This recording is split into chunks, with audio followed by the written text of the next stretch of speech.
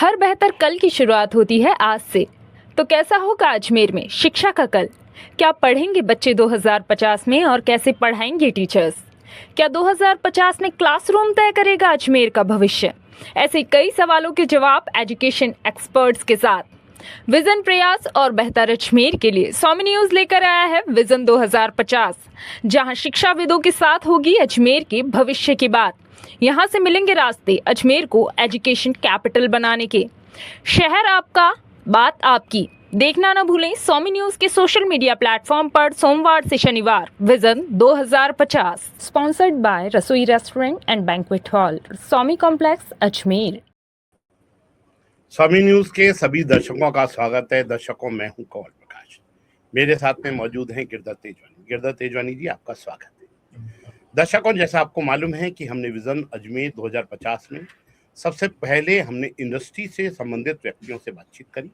हमें बहुत सारी ऐसी बातचीतें, ऐसी जानकारियां मिली जिससे कहीं ना कहीं ऐसा लगा कि शिक्षाविदों से हम लोगों को इस बारे में जानकारी लेनी चाहिए। जब हमने इसका सिलसिला चालू किया तो कल हमने डीएवी कॉलेज के प्रिंसिपल से भी बातचीत करी, उनसे हमें कई सारी जानकारियां मिली और आज हम लोग ऐसे व्यक्तित्व का आपको लोगों के बीच में लेकर आ रहे हैं जो कि शिक्षा के क्षेत्र के अंदर एक अलग तरीके का नाम है। विद्या भारती के आप सह सचिव हैं, उसके अलावा आप विद्या भारती के सह सचिव हैं और प्रधानाचार्य हैं आदर्श विद्या मंदिर के। आपने निश्चित रूप से एक अलग तरीके का सफर शुरू किया। उस सब चीजों के सफर के अंदर हम लोग जानेंगे और साथ साथ आपसे ये भी जानेंगे हम लोग कि क्या शिक्षा की नीतियों में क्या ऐसे बदलाव किए जाएं कि 2050 के अंदर आने वाले समय के अंदर क्या क्या किस किस तरीके की बदलाव होने आवश्यक है। उन सब चीजों की बातचीत करेंगे। तो आइए हम सबसे पहले भूपेंद्र उबाना जी से जानते हैं कि उनका जो जीवन है, उनका जो परिचय है, उनका जो शुरू से लेके बचपन तक से लेके आज तक की जो कहानी है उसके बारे में जानना चाहेंगे। भूपेंद्र उबाना साहब जी नमस्कार भाई साहब। मेरा कोई ऐसा विस्तृत परिचय नहीं है जिसको मुझे विशेष रूप से बताऊं। अजमेर का ही निवासी हूं। अजमेर में ही शिक्षा दीक्षा हुई है। प्रारंभिक जो शिक्षा हुई राजकीय विद्यालयों में हुई है और फिर अपना सम्राट पृथ्वीराज चौहान जो महाविद्यालय है वहीं से बीए ऑनर्स पॉलिटिकल साइंस का विद्यार्थी रहा, एमए और फिर बीएड। इसी दौरान लगभग 12 वर्षों तक अध्यापक के रूप में अलग अलग जो इंस्टीट्यूट है उस पर मैंने काम किया और वर्ष 2017 से विद्या भारती में प्रधानाचार्य दायित्व पर नियोजित हुआ और 2 वर्षों से विद्या भारती संस्थान अजमेर जो है उसमें सह सचिव का भी एक अतिरिक्त दायित्व मुझ पर है। क्योंकि आप विद्या भारती से जुड़े हुए हैं तो विद्या भारती का क्या परिचय है और विद्या भारती का क्या मूल मंत्र है, इसके बारे में एक बार दर्शकों को जानकारी।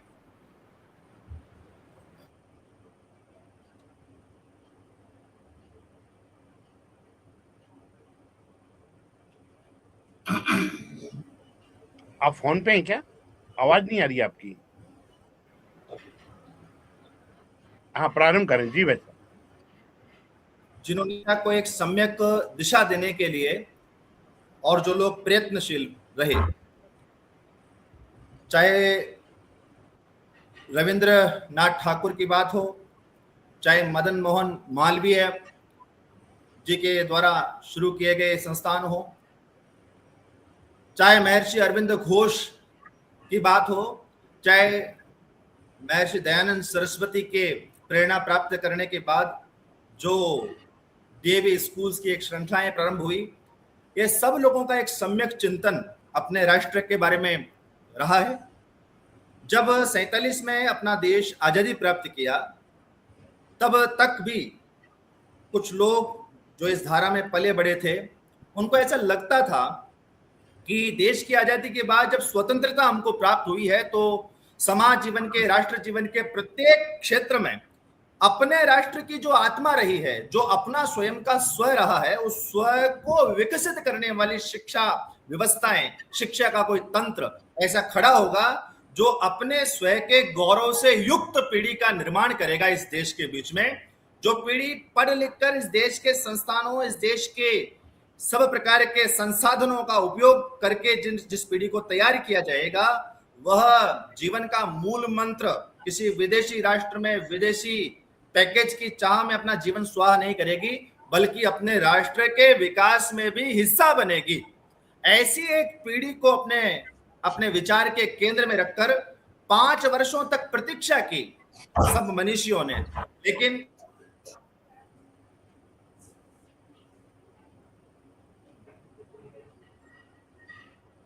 या जो इस प्रकार के मनीषी लोग हैं उनको उनके दिमाग में ये बात आ नहीं रही कि शिक्षा अगर स्व आधारित केंद्रित नहीं हुई तो इस राष्ट्र का चिंतन करने वाली पीढ़ी को हम खड़ा नहीं कर पाएंगे। और शिक्षा का जो केंद्र बिंदु है, जो सेंट्रलाइजेशन ऑफ एजुकेशन है, वो सारा का सारा पश्चिम का अंधानुकरण करके इस देश में सब प्रकार की शिक्षा व्यवस्थाओं को खड़ा करने पर जब सरकार आमदा हो गई, तब 1952 में राष्ट्रीय स्वयंसेवक संघ की प्रेरणा से कुछ कार्यकर्ताओं को, जिसमें नानाजी देशमुख स्वयं इन्वॉल्व रहे, जो कि बहुत ख्यातनाम एक विचारक चिंतक अपने राष्ट्र के हुए हैं, उनकी प्रेरणा से आज का यूपी का जो गोरखपुर है, उस गोरखपुर में टूटे फूटे भवन में इस प्रकार से राष्ट्र जीवन की मूल्य मान्यताओं पर आधारित इस राष्ट्र का चिंतन करने वाले लोग, कैरियर फॉर ओन सेल्फ नहीं, मेरे लिए मेरा कैरियर नहीं है, मेरा कैरियर राष्ट्र के लिए है, तो जो मैं कुछ भी हूं वो सब कुछ मैं राष्ट्र के लिए है,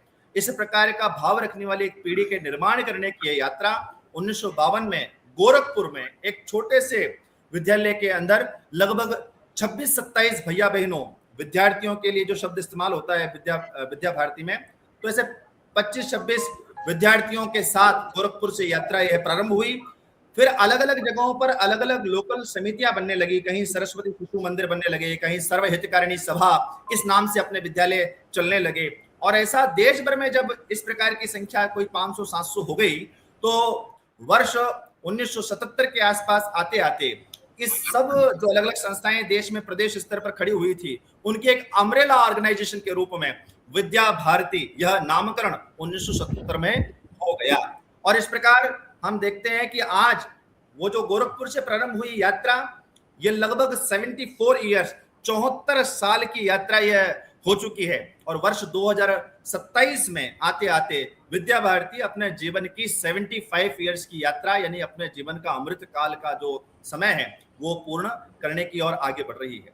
इन 75 सालों की यात्रा में विद्या भारती जिस संकल्पना को लेकर के आगे चल रही थी, उसने आज जब हम उन सब चीजों को देखते हैं, क्योंकि वर्ष 2018 से पहले तक तो विद्या भारती अपने द्वारा किए गए कार्य का कोई, जिसको कहते हैं डेटा कलेक्शन और इस प्रकार का उन्होंने काम नहीं किया। वो सब लोग एक निस्वार्थ फकीरी की जैसा जीवन जीकर एक अच्छे पीढ़ी को तैयार करने के काम में चुपचाप लगे रहे। लेकिन वर्ष 2018 ये विद्या भारती की जो एलुमनाई है वो कहां पर है, उसको जरा संभालना चाहिए। संघ का भी शताब्दी वर्ष आने वाला था, तो संघ के भी केंद्रीय नेतृत्व ने हमको ये दिशा निर्देशन किया, तो उनके दिशा निर्देशों का पालन करते हुए जब इस एलुमनाई की खोज की जानी प्रारंभ हुई, तो मैं ये बताते हुए बड़ा गौरवान्वित हूं कि आज 2018 से जो एलुमनाई को रजिस्टर्ड करने का काम प्रारंभ हुआ आदरणीय भाई साहब, तो लगभग 10,60,000 से ज्यादा तो एलुमनाई हमारे रजिस्टर्ड हो चुके हैं, जो विद्या भारती विद्यालयों में पढ़ करके और निकले। ये अनुमान है कि लगभग 50 लाख एलुमनाई ये विद्या भारती की टोटल इन 75 ईयर्स में हो चुकी है। और ये एलुमनाई केवल भारत में ऐसा नहीं, जो डेटा अब तक कलेक्ट हो पाया है उसके अनुसार अगर मैं आपको बताऊं तो दुनिया के 93 कंट्रीज में लगभग 3-3.5 हजार से भी ज्यादा विद्या भारती की एलुमनाई वह कहीं ना कहीं अच्छे पदों पर, अच्छे किसी न किसी कार्य क्षेत्र में और कार्यरत है। भारत की अगर बात करें तो हजारों की संख्या में प्रतिष्ठित डॉक्टर, हजारों की संख्या में प्रतिष्ठित इंजीनियर, आईआईटीएंस, प्रशासनिक सेवाओं में भी एक बहुत बड़ा नंबर, अगर आरएएस कैडर को या लोकल स्टेट की जो लोक सेवाएं होती है उसको भी अगर इंक्लूड कर लिया जाए, तो केवल प्रशासनिक सेवा में विद्या भारती के पूर्व छात्रों की संख्या 6,000 से पार हो गई है। अभी आपने अगर अखबार समाचार पत्र पढ़ा हो तो आपको ध्यान में आया होगा, 2-3 दिन पहले जयपुर में एक कार्यक्रम माननीय राज्यपाल जी की उपस्थिति में संपन्न हुआ है विद्या भारती का राजस्थान स्तरीय, जिसमें अभी जो हाल ही में राजस्थान के जो नए आरएएस बने हैं, उन आरएएस के समूह में लगभग 60 आरएएस अकेले विद्या भारती के विद्यालयों में जिनके आधारभूत शिक्षा संपन्न हुई है, ऐसे उसमें हैं। और का भी सम्मान राजस्थान के लोगों का अभी वहां हुआ है।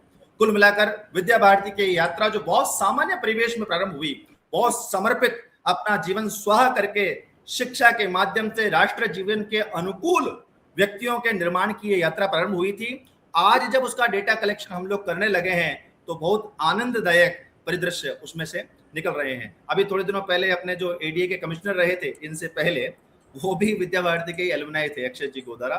सो जोधपुर में उन्होंने अपना नर्सरी, जिसको कहते हैं समाज में सामान्य व्यक्ति, अपने यहाँ उसको अरुण कक्षा कहते हैं, अरुण से लेकर कक्षा 10वीं तक की उनकी जो शिक्षा दीक्षा है वो विद्या भारती में ही जोधपुर में हुई, और वो 27 साल में आईएएस हुए। अपनी पढ़ाई उन्होंने आईआईटी से कंप्लीट किए, वो आईआईटीएन भी हैं और प्रशासनिक सेवा में अफसर भी हैं। अभी शायद मुझे जो जानकारी है बूंदी में जिला कलेक्टर हैं वो। तो इस प्रकार का ये विद्या भारती का एक संक्षिप्त परिचय आपने कहा, इसलिए मैंने आपके सामने प्रस्तुत किया। आवाज नहीं, आवाज नहीं आ रही है। हाँ, एनईपी 2020 शिक्षा, राष्ट्रीय शिक्षा नीति कहती है कि मातृभाषा में पढ़ाई हो। इसमें आपका क्या मानना है? मैं बहुत आनंदित हूं इस बात पर कि जो दुनिया में स्वीकार्य सत्य है, कई बार ऐसा होता है कौल प्रकाश जी की कोई चीज ऐसी होती है जो सत्य तो होती है लेकिन उसके ऊपर कोई आवरण होता है, यानी कोई धूल का आवरण जमा होता है, इसलिए व्यक्ति उसको स्वीकार करने से हिचकिचाता है। लेकिन कोई ऐसा सत्य जो जगजाहिर है, जो यूनिवर्सल ट्रुथ है, उस चीज को भी स्वीकार करने में भारत में और इतना लंबा समय यह लग गया, लगभग 70 साल देश की स्वतंत्रता के बाद एक ऐसा सत्य जो वैश्विक स्तर पर स्वीकार्य है। मैं, आपने जब आमंत्रित किया तो मैं थोड़ा सा रिसर्च कर रहा था, मैंने देखा ये जो भारत में आज जो बात हो रही है कि मातृभाषा में बच्चे की प्राथमिक शिक्षा, कम से कम प्राथमिक शिक्षा का आग्रह किया गया। प्राथमिक शिक्षा तो कंपलसरी मातृभाषा में होनी चाहिए और ऊपर भी जितना हो सके उतना अच्छा, ऐसा वो पॉलिसी कहती है। लेकिन क्या भारत में ही होता है क्या ऐसा? तो ऐसा नहीं है। वो जो एक ऐसा सत्य है जिस पर कोई रैपर नहीं है, जिस पर कोई धूल नहीं है, सारी दुनिया जिस बात को स्वीकार कर चुकी, उस बात को स्वीकार करने में भारत की उस गुलाम मानसिकता को 70 साल लगे। 70 साल तो लगे हैं जहां पॉलिसी में इस बात की स्वीकार्यता हुई है। मुझे लगता है अभी 10-12 साल और लगेंगे जब भारतीय जनमानस भी इस सत्य को स्वीकार करने के मूड में आ जाएगा। मैं आपको जो कह रहा था, जो मैंने थोड़ा बहुत पढ़ने की कोशिश की, आप भी उसको, सार्वजनिक डेटा है वो, ऐसा दुनिया के आप किसी भी बड़े से बड़े विकसित राष्ट्र के बारे में जरा आप एनालिसिस कीजिए। अगर तकनीक के बारे में हम बात करते हैं तो जर्मनी, आज दुनिया में जर्मन तकनीक, ये बड़ा एक सम्मान से उसका नाम लिया जाता है। लेकिन जर्मनी की बात करने वाले लोगों से भारत में जब ये बात धीरे से कही जाती है कि भैया बात तो सही है, जर्मन तकनीक के मामले में 1 नंबर राष्ट्र है, लेकिन जर्मन अपने बच्चों को किस भाषा में पढ़ाते हैं जरा बताओ? तो उत्तर आता है वो जर्मन भाषा में पढ़ाता है। भारत का बच्चा भी अपनी हायर टेक्निकल एजुकेशन के लिए जब जर्मनी में जाता है तो उनसे बॉन्ड साइन कराते हैं कि हम, हमारे इंस्टीट्यूट में पढ़ना है आपको, हाँ बिल्कुल पढ़ना है। तो पढ़ना है तो फिर आपको जर्मन भाषा आती है क्या? कि नहीं, तो पहले जर्मन सीखिए। क्यों? क्योंकि हमारे जो प्रोफेसर हैं वो जर्मन भाषा में ही पढ़ाते हैं, ये उनका भाषा का गौरव है। जापान के बारे में मैंने जब पढ़ाई की तो मुझे ध्यान में आया, जापान भी अपनी जापानी भाषा में ही अपने बच्चों को पढ़ा रहा है और तकनीक के मामले में वो भी दुनिया को आज नेतृत्व देने की स्थिति में आया है। इवन जापान में तो दुनिया के टॉप 10 जो न्यूक्लियर साइंटिस्ट हैं, उनमें से एक साइंटिस्ट जो जापान के हैं, उनके लिए तो ये बात क्लियर है कि उन्होंने अंग्रेजी भाषा में पढ़ना तो छोड़ो, अंग्रेजी की कोई औपचारिक शिक्षा भी आज तक उन्होंने नहीं ली है। वो दुनिया के 10 टॉप साइंटिस्ट में से एक। और इसलिए ऐसा केवल जर्मन, जापान नहीं तो दुनिया के, चाहे नॉर्वे, फिनलैंड दुनिया के नक्शे में अगर ढूंढेंगे तो मक्खी जैसा उसका क्षेत्रफल है, मक्खी जैसा क्षेत्रफल है। लेकिन वो देश भी इस सत्य को स्वीकार करता है और फिनलैंड में भी जो उनकी जो शिक्षा है, उस शिक्षा का माध्यम फिनिश भाषा है। जरा फिनिश के बारे में आप डेटा निकाल कर बताइए, दुनिया के कितने प्रतिशत लोग फिनिश भाषा को जानते हैं या बोलते हैं? लेकिन उसको अपनी भाषा पर गर्व है और वो अपनी भाषा पर काम कर रहे हैं। और इसीलिए जितना मेरी जानकारी में आया, जैसे अलग अलग देशों में अलग अलग प्रकार का टूरिज्म चलता है, वैसे फिनलैंड के अंदर एजुकेशनल टूरिज्म चलता है। उनके छोटे छोटे विद्यालयों से लेकर हायर टेक्निकल एजुकेशन जो सेटअप्स हैं, उनको देखने के लिए दुनिया के लोग एजुकेशनल टूरिज्म के रूप में और फिनलैंड जाते हैं। ये दुनिया का सत्य है। और ये भी सत्य है कि दुनिया में किसी राष्ट्र को अगर स्थायी रूप से समाप्त करना हो तो उसकी पहली शुरुआत होती है उसकी भाषा की हत्या कर देने से। और इसलिए ये बहुत सामान्य बात थी, बहुत दिखती भी बात थी। इस मातृभाषा वाले कॉन्सेप्ट को अगर आप किसी भी लेवल पर चर्चा करना चाहेंगे, किसी भी ग्राउंड पर, आप अगर मनोवैज्ञानिक स्तर पर बात करना चाहेंगे, आप ये पाएंगे कि मातृभाषा में शिक्षा ये आंतरिक आत्मविश्वास इसको विकसित करने में ये भूमिका निभाती है। अगर आप वैज्ञानिक और मेडिकल साइंस के बारे में बात करेंगे तो डिप्रेशन को समाप्त करती है मातृभाषा की शिक्षा। ये जो आप बार बार कोटा के नाम पर या पढ़ाई लिखाई करने वाला व्यक्ति छोटे से किसी असफलता के सामने और घुटने टेक देता है, मरने को मजबूर हो जाता है, इस अवसाद के जाल को बढ़ाने में भी विदेशी भाषा के माध्यम में पढ़ाई इसका एक बड़ा रोल है। जब कभी भारतीय जनमानस ईमानदारी से इस बात का चिंतन करने के मूड में आएगा और वास्तव में अपने बच्चों के हित का चिंतन करेगा, वह इस सत्य को स्वीकार करने से भागेगा नहीं, अभी भाग रहा है। और इसलिए ये सारी बातें, चाहे आप वैज्ञानिक धरातल पर, मनोवैज्ञानिक धरातल पर, सीखने का जो प्रोसेस है, किसी बच्चे में सीखने की जो प्रक्रिया है, वह प्रक्रिया भी कब अच्छी हो सकती है, इस आधार पर भी आप बात करोगे तो आप पाओगे मातृभाषा में शिक्षा ही उसको अधिक प्रभावी तरीके से सिखा पाने में सक्षम है। और मैं तो अपने अभिभावक जो आते हैं अंग्रेजी का भ्रमजाल लेकर, उनको मैं कहता हूं आपकी आयु 30 साल है, 35 साल है, 40 साल है, और हम दोनों लोग भी जो हैं उनकी भी एवरेज आयु 40-45 साल है। अगर 45 साल के किसी व्यक्ति को भी 6 घंटे एक ऐसे कमरे में बंद करके रखा जाए जहां उसकी भाषा अलाउड नहीं है, जहां उसकी भाषा समझ में नहीं आती, उसको दूसरी भाषा में बात करना पड़ता है, आप स्वयं अवसाद, डिप्रेशन, कॉन्फिडेंस की कमी ये आप अनुभव करेंगे और भाग छूटेंगे उस परिसर को तोड़कर। लेकिन हम छोटे छोटे 3 साल 4 साल के बच्चे को अंग्रेजी मीडियम का वातावरण दे देते हैं। सीखने की सामान्य शर्त में जो अलग अलग प्रकार की प्रोसेसिंग है उसमें से एक है, सीखा हमेशा सरल से कठिन की ओर जाता है। यानी पहले जो सरल चीज है उसको सीखते हुए बच्चा कठिन की ओर बढ़ता है। दूसरा उसका सूत्र है, जो ज्ञात है उस ज्ञात से अज्ञात की ओर बच्चा आगे बढ़ना चाहिए। लेकिन ये इंग्लिश मीडियम या विदेशी भाषा के माध्यम में पढ़ाई कराने पर हम शिक्षा के बेसिक सूत्रों की अवहेलना 70 सालों तक करते आए। और इसलिए आज इस देश के अंदर इस प्रकार के मनस्वी लोग आए हैं और ये जो शिक्षा नीति बनाई है, पहली बार जहां तक मेरी जानकारी है ये पहली शिक्षा नीति है जो 21वीं सदी की पहली शिक्षा नीति है। एक तो 21वीं सदी की पहली शिक्षा नीति। दूसरा, इस नीति को बनाने वाली जो ड्राफ्टिंग कमेटी बनी उसके चेयरपर्सन कोई नेता नहीं थे, उसके चेयरपर्सन कोई जिसको कहते हैं मदरसे से पढ़े हुए लोग नहीं थे। इसके चेयरपर्सन जो रहे वो कस्तूरी रंगन जी, हमारा जो प्रतिष्ठित वैज्ञानिक संस्थान है इसरो, उसके इसरो के वो पूर्व चेयरपर्सन रहे, लीडर रहे। ऐसे वैज्ञानिक ने इस 21वीं सदी की पहली शिक्षा नीति का ड्राफ्ट तैयार करने में महत्वपूर्ण भूमिका और निभाई है। मैं जब कस्तूरी रंगन जी का नाम ले रहा हूं तो मुझे एक और बात जो अखबार में भी छपी थी और उस उनके द्वारा दिए गए बयान को या उनके द्वारा कही गई बात को अखबार ने छापा था, उसका टाइटल मुझे एकदम ध्यान नहीं आ रहा, लेकिन उसमें उन्होंने कहा था 80% of enrolled student can't achieve the fundamental literacy. ये कस्तूरी रंगन जी के शब्द हैं जब उन्होंने ड्राफ्टिंग कमेटी के वो चेयरपर्सन बने और उन्होंने जो सारा रिसर्च अपना किया होगा भारत की शिक्षा के बारे में, तब उन्होंने कहा 80% of enrolled student. Kamal Prakash ji, enrolled student it means जो लोग स्कूल तक पहुंच गए उसका 80% भी फंडामेंटल लिटरेसी को अचीव कर पाने में सक्षम नहीं रहा। क्यों नहीं रहा जी? क्योंकि उनको उनकी भाषा में नहीं पढ़ाकर, भाषा के नाम पर इतना भ्रमजाल अगर अंग्रेजी माध्यम में नहीं पढ़ाया तो बच्चा सर्वाइव ही नहीं कर पाएगा, मर जाएगा, वो कुछ नहीं कर सकता है। वो इस प्रकार की हीन ग्रंथि इस भारत में विकसित की गई, योजना पूर्ण तरीके से विकसित की गई। और इसलिए आज 21वीं सदी की जो पहली शिक्षा नीति आई है उसने कुछ नया नहीं किया है, उसने दुनिया के अनुभव को अपनी कसौटी पर कसा है।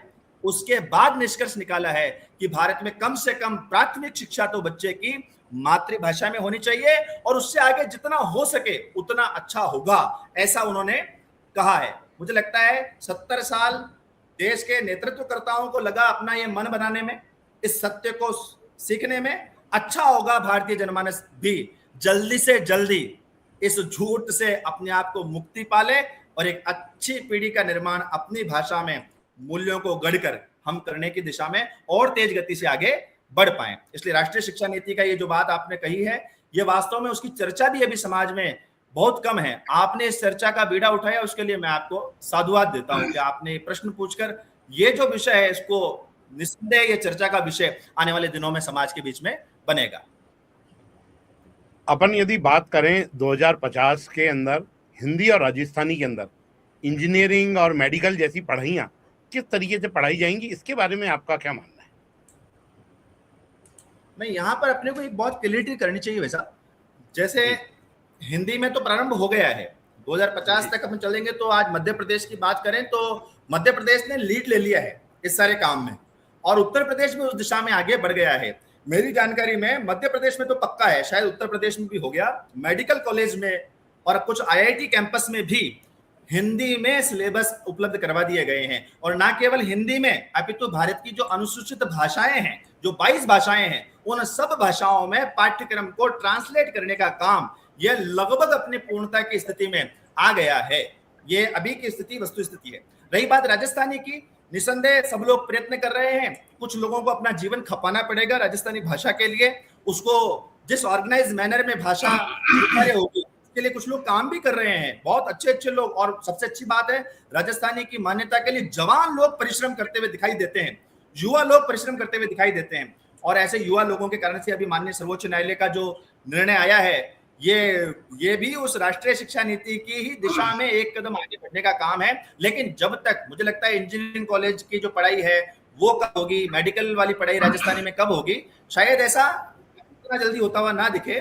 लेकिन राजस्थानी भाषा में पढ़ाने का मतलब है जो यूनिवर्सल टर्म्स है जिसको मेडिकल साइंस समझती है, उस टर्म्स को वो जरूर उपयोग करे। लेकिन सामान्य मरीज जो आता है हमारे पास, मान लो गांव का साफा पहना हुआ, धोती कुर्ता पहना हुआ, या अपने खेत से काम करके पूरा पसीने में लथपथ हुआ व्यक्ति जब सामने आता है, उससे डॉक्टर अगर अलग भाषा में बात करता है, उसको उसकी बीमारी अंग्रेजी में बताता है, वो मर जाता है, लेकिन उसको उसकी बीमारी समझ में नहीं आती। सेम टू सेम कोर्ट के बारे में ये बातें हैं कि जो वकालत करने वाला जो जज है वो जज अंग्रेजी में बोलता है, वकील दलीलें अंग्रेजी में देते हैं, किताबें अंग्रेजी या उर्दू में दलीलें की जाती है। हम अमृत काल मना करके अमृत महोत्सव से अमृत काल की ओर भारत आगे बढ़ रहा है। आज तक जो वकील साहब हैं वो अपनी भाषा में उर्दू संपुट को हिंदी की नहीं कर पाए क्योंकि इस दिशा में अभी वो गुलामी की मानसिकता, हम राजनीतिक रूप से स्वतंत्र हो गए 1947 में, लेकिन मानसिक गुलामी से हमको स्वतंत्रता पाने में और भी 10, 15, 20 साल का समय यह लगेगा। जो बार बार इस देश में सुनाई देता है 2047 तक का जो विजन है, उसमें एक प्रमुख विजन सभी प्रकार के क्षेत्रों में यह है कि हम अपनी मानसिक गुलामी से स्वतंत्रता पाने की ओर आगे बढ़ रहे हैं। तो जो आपने कहा कि हिंदी और राजस्थानी भाषा में ये बड़ी कक्षाओं के पाठ्यक्रम कैसे होंगे, क्या होंगे, तो प्रारंभ हो गए। अभी तक की जो भारत की अनुसूचित भाषाएं हैं उसमें पाठ्यक्रम निर्माण होने का काम प्रारंभ हो गया। और मेरी जानकारी में मध्य प्रदेश में एक मेडिकल यूनिवर्सिटी, उसने हिंदी भाषा में डॉक्टरों को पढ़ाना चालू कर दिया है। तो जब वो हिंदी भाषा में डॉक्टरेट पढ़ेगा, इसका मतलब ये नहीं है कि वो कमजोर रह जाएगा, वो और ज्यादा गहनता से किसी बीमारी को जान पाएगा, उस पर रिसर्च कर पाएगा और अच्छा परिणाम भारतीय जनमानस को दे पाएगा। और शायद उसके पीछे एक बात यह भी होगी कि ऐसा पढ़ा हुआ डॉक्टर अपने जीवन में शायद ये स्वप्न नहीं बनाएगा कभी कि मेरे को अमेरिका में जाकर के चिकित्सकीय सेवाएं देनी है। वो यही सोचेगा कि मैं भारत में रह करके और अनुसंधान करूंगा और अच्छे तरीके से सीख कर समझ कर अपने देश के लोगों का और प्रभावी उपचार कर पाऊंगा। तो ये काम प्रारंभ हो चुका है। अब ये जो मैंने पहले बात की, भारतीय जनमानस इस सत्य को कितना जल्दी स्वीकार कर लेता है, जितना जल्दी ये स्वीकार्यता बढ़ने लगेगी उतने ऐसे number of universities, number of college ये बढ़ते जाएंगे जो ऑफर करने लगेंगे वापस मातृभाषा में शिक्षा। जिस बात की मांग होने लगेगी उस बात पर काम अपने आप होने लगेगा, लेकिन मांग बनाने के लिए जो काम होना चाहिए वो प्रारंभ हो गया। जी गिरधर भाई साहब, आप प्रश्न लीजिए, आवाज चालू कर लेना, एक बार आवाज चालू करना। गिरधर भाई साहब जी। जी नमस्कार। विद्या भारती जिससे संबद्ध जो स्कूल्स हैं, विद्यालय है, उनकी कार्यप्रणाली और अन्य सरकारी या गैर सरकारी या पब्लिक स्कूल की कार्यप्रणाली में क्या अंतर है?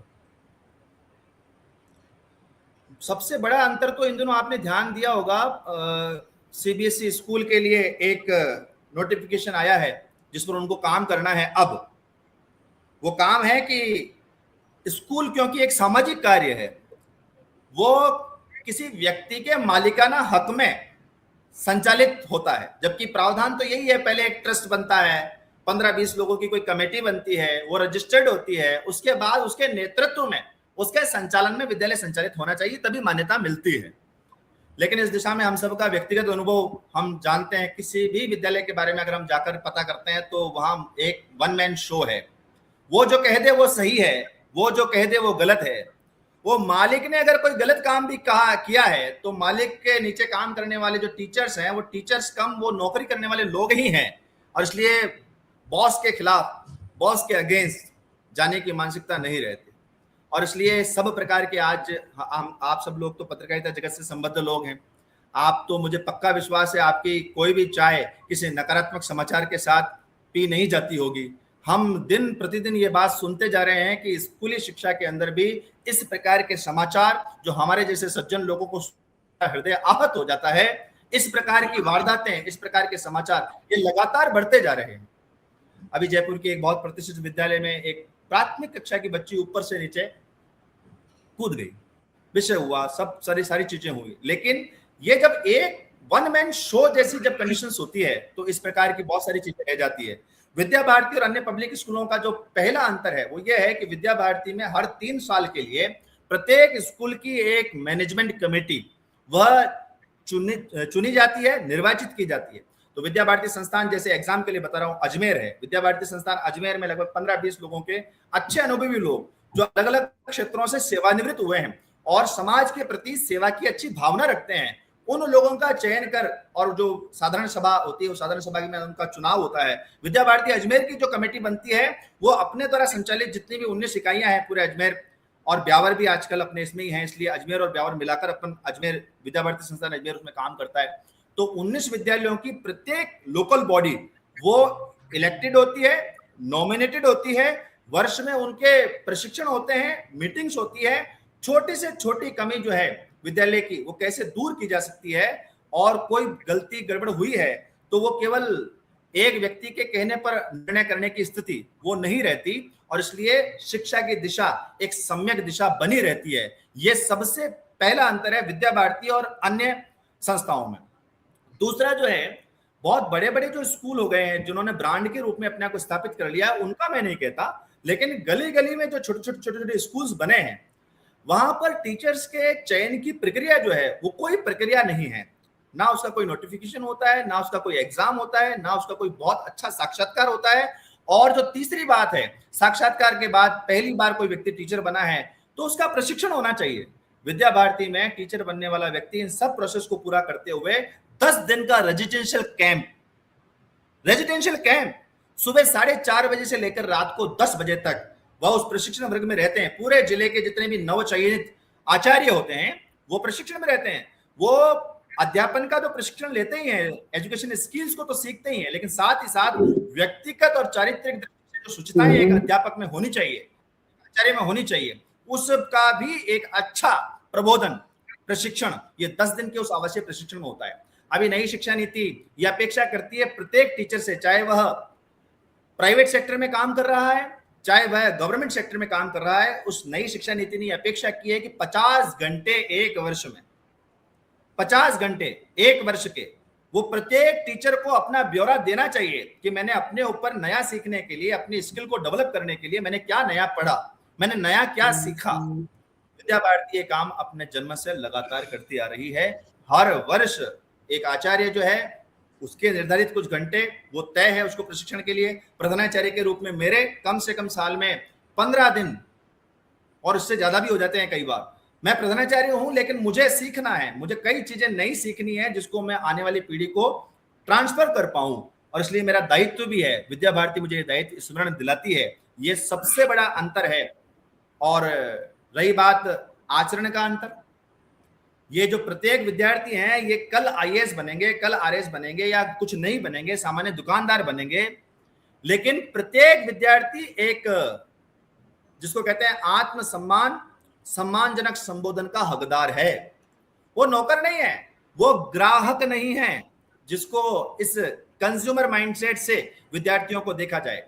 पूरा चिंतन 5 रुपए की पेंसिल 50 रुपए की कैसे हो जाए, 50 रुपए की पुस्तक 500 रुपए की कैसे हो जाए, इसी पर सारा चिंतन यह विद्या भारती का नहीं है, क्योंकि एक समाज जीवन के अनुभव प्राप्त लोगों के नेतृत्व में अपना संस्थान और यह काम कर रहा है। ऐसे ही न्यूनतम शिक्षण शुल्क पर गुणवत्तापूर्ण शिक्षा यह सर्व समाज को, सामान्य से सामान्य समाज के व्यक्ति को भी और उपलब्ध करवाई जाए। इसके लिए फीस निर्धारण की भी अपनी कमेटियां हैं, वो तय करती है कि क्या वास्तव में हम बच्चों को इतना दे रहे हैं जितना हम वापस अपेक्षा करते हैं। तो आप आश्चर्य करोगे, जैसे अभी सामान्य अपने एक विद्यालय का उदाहरण दें, अपने विद्यालय में रोबोटिक साइंस की लैब, एटीएल लैब, ये सारी चीजें चल रही है, लेकिन अगर आप फीस का स्ट्रक्चर देखोगे, अगर ये रोबोटिक्स की लैब किसी विद्यालय प्रारंभ कर देता है तो शायद वह सामान्य व्यक्ति के हाथ से शिक्षा को छीनकर कोसों दूर कर देता है। विद्या भारती में ऐसा नहीं है। तो ये कुछ सामान्य अंतर हैं, और भी बहुत गहरे अंतर हैं। मूल अंतर तो इसी बात का है कि सामान्य विद्यालय जो चलते हैं, उनके विद्यालयों के संचालन का एजेंडा क्या है, उनका लक्ष्य क्या है, वो कहीं भी सर्वस्पर्शी और सर्वव्यापक नहीं है, सबको दिखाई नहीं देता। लेकिन विद्या भारती का कश्मीर से लेकर कन्याकुमारी और राजस्थान के दौरों से लेकर पूर्वोत्तर की गुवाहाटी तक जितने विद्यालय, 13,500 स्कूल के आसपास विद्यालय संचालित हो रहे हैं देश भर में, सबके विद्यालयों का एक सिंगल लक्ष्य है, और वो लक्ष्य दूरगामी लक्ष्य है, जो प्रत्येक विद्यालय में आप जाओगे तो दीवार पर लिखा हुआ, सार्वजनिक किया हुआ लक्ष्य, और वो मिलेगा। आप चाहेंगे तो अगर अपनी टीम को आप बताएंगे तो विद्या भारती लक्ष्य ऐसा आप डालेंगे तो वो आपको पूरा लक्ष्य भी अखंड भारत के चित्र के अंदर लिखा हुआ वह उपलब्ध होगा, सबको सर्व सुलभ है। उस लक्ष्य का संधान करने के लिए विद्या भारती के विद्यालय संचालित हो रहे हैं। बाकी सब विद्यालयों की दिशा क्या है वो उसके मालिकों पर तय होती है कि उसका मालिक किस माइंडसेट से विद्यालय चला रहा है। विद्या भारती में उस लक्ष्य, वो लक्ष्य ही व्यक्ति बदल सकता है, लेकिन लक्ष्य विद्यालयों के संचालन का नहीं बदल सकता। ये अंतर है विद्या भारती के विद्यालयों का और समाज में चलने वाले बाकी विद्यालयों का। जी जी, आपकी बातें वाकई बहुत आदर्शपूर्ण भी हैं और तार्किक भी हैं, जिनको तर्क के जरिए नहीं काटा जा सकता। लेकिन मेरा मूल सवाल ये है कि किसी अन्य स्कूल में बच्चे को पढ़ाने के बजाय, मेरी मोटी बुद्धि का आदमी, उसमें पढ़ाने के बजाय विद्या भारती में क्यों पढ़ाए? मैं शिक्षा की बात कर रहा हूँ, केवल एजुकेशन की बात कर रहा हूँ। भाई विद्या भारती में क्यों पढ़ाएं, इसका उत्तर सीधा है कि जो बाकी विद्यालयों में हो रहा है वो विद्या भारती में हो ही रहा है। क्यों? क्योंकि हमारे विद्या भारती के संविधान में, ये संविधान में एक क्लियरिटी है कि जिस राज्य में हम संस्थान चलाएंगे उस राज्य का जो पाठ्यक्रम है, पाठ्यक्रम वही पढ़ाएंगे। इट मीन्स जो दूसरे विद्यालयों में, मालिकों के विद्यालयों में जो एनसीईआरटी का सिलेबस है वो सिलेबस विद्या भारती पढ़ा ही रही है। उसके अतिरिक्त जो भारतीय जीवन की मूल्य दृष्टि है वो यहाँ है। 5 आधारभूत विषय जिसके आधार पर व्यक्ति का पंचकोशात्मक विकास सुनिश्चित होता है, जिसके अंदर संगीत शिक्षा, संस्कृत शिक्षा, योग शिक्षा, अपना नैतिक और आध्यात्मिक शिक्षा और शारीरिक शिक्षा, ये इस प्रकार के 5 आधारभूत विषय ये भी हमारे यहाँ पर उसके अतिरिक्त चलते हैं, जिसका भी समय समय पर जिला स्तर से लेकर के और अखिल भारतीय स्तर तक भी प्रशिक्षण होता है। और इसलिए आपने जो प्रश्न किया कि विद्या भारती के विद्यालय में ही क्यों पढ़ाएं, तो विद्या भारती के विद्यालय में बहुत संकल्पित भावना से जो राज्य सरकार के द्वारा निर्देशित उनके नियमों का, उनके मापदंडों का 100% और अनुपालना करते हुए उस पाठ्यक्रम को तो विद्या भारती पढ़ाती ही है, लेकिन उसके अतिरिक्त भी समाज जीवन की जो कमी है, जो भूख है समाज की, किस प्रकार के लोग हमको चाहिए व्यक्तिगत और सामाजिक जीवन में, उस पर भी दृष्टि रखकर उसको विकसित करने का कार्य विद्या भारती कर रही है। और ये कार्य वह स्वयं किसी पेड वर्कर्स के द्वारा नहीं, देश भर में समर्पित ऐसे लोग हैं जो सतत चिंतनशील, मननशील हैं,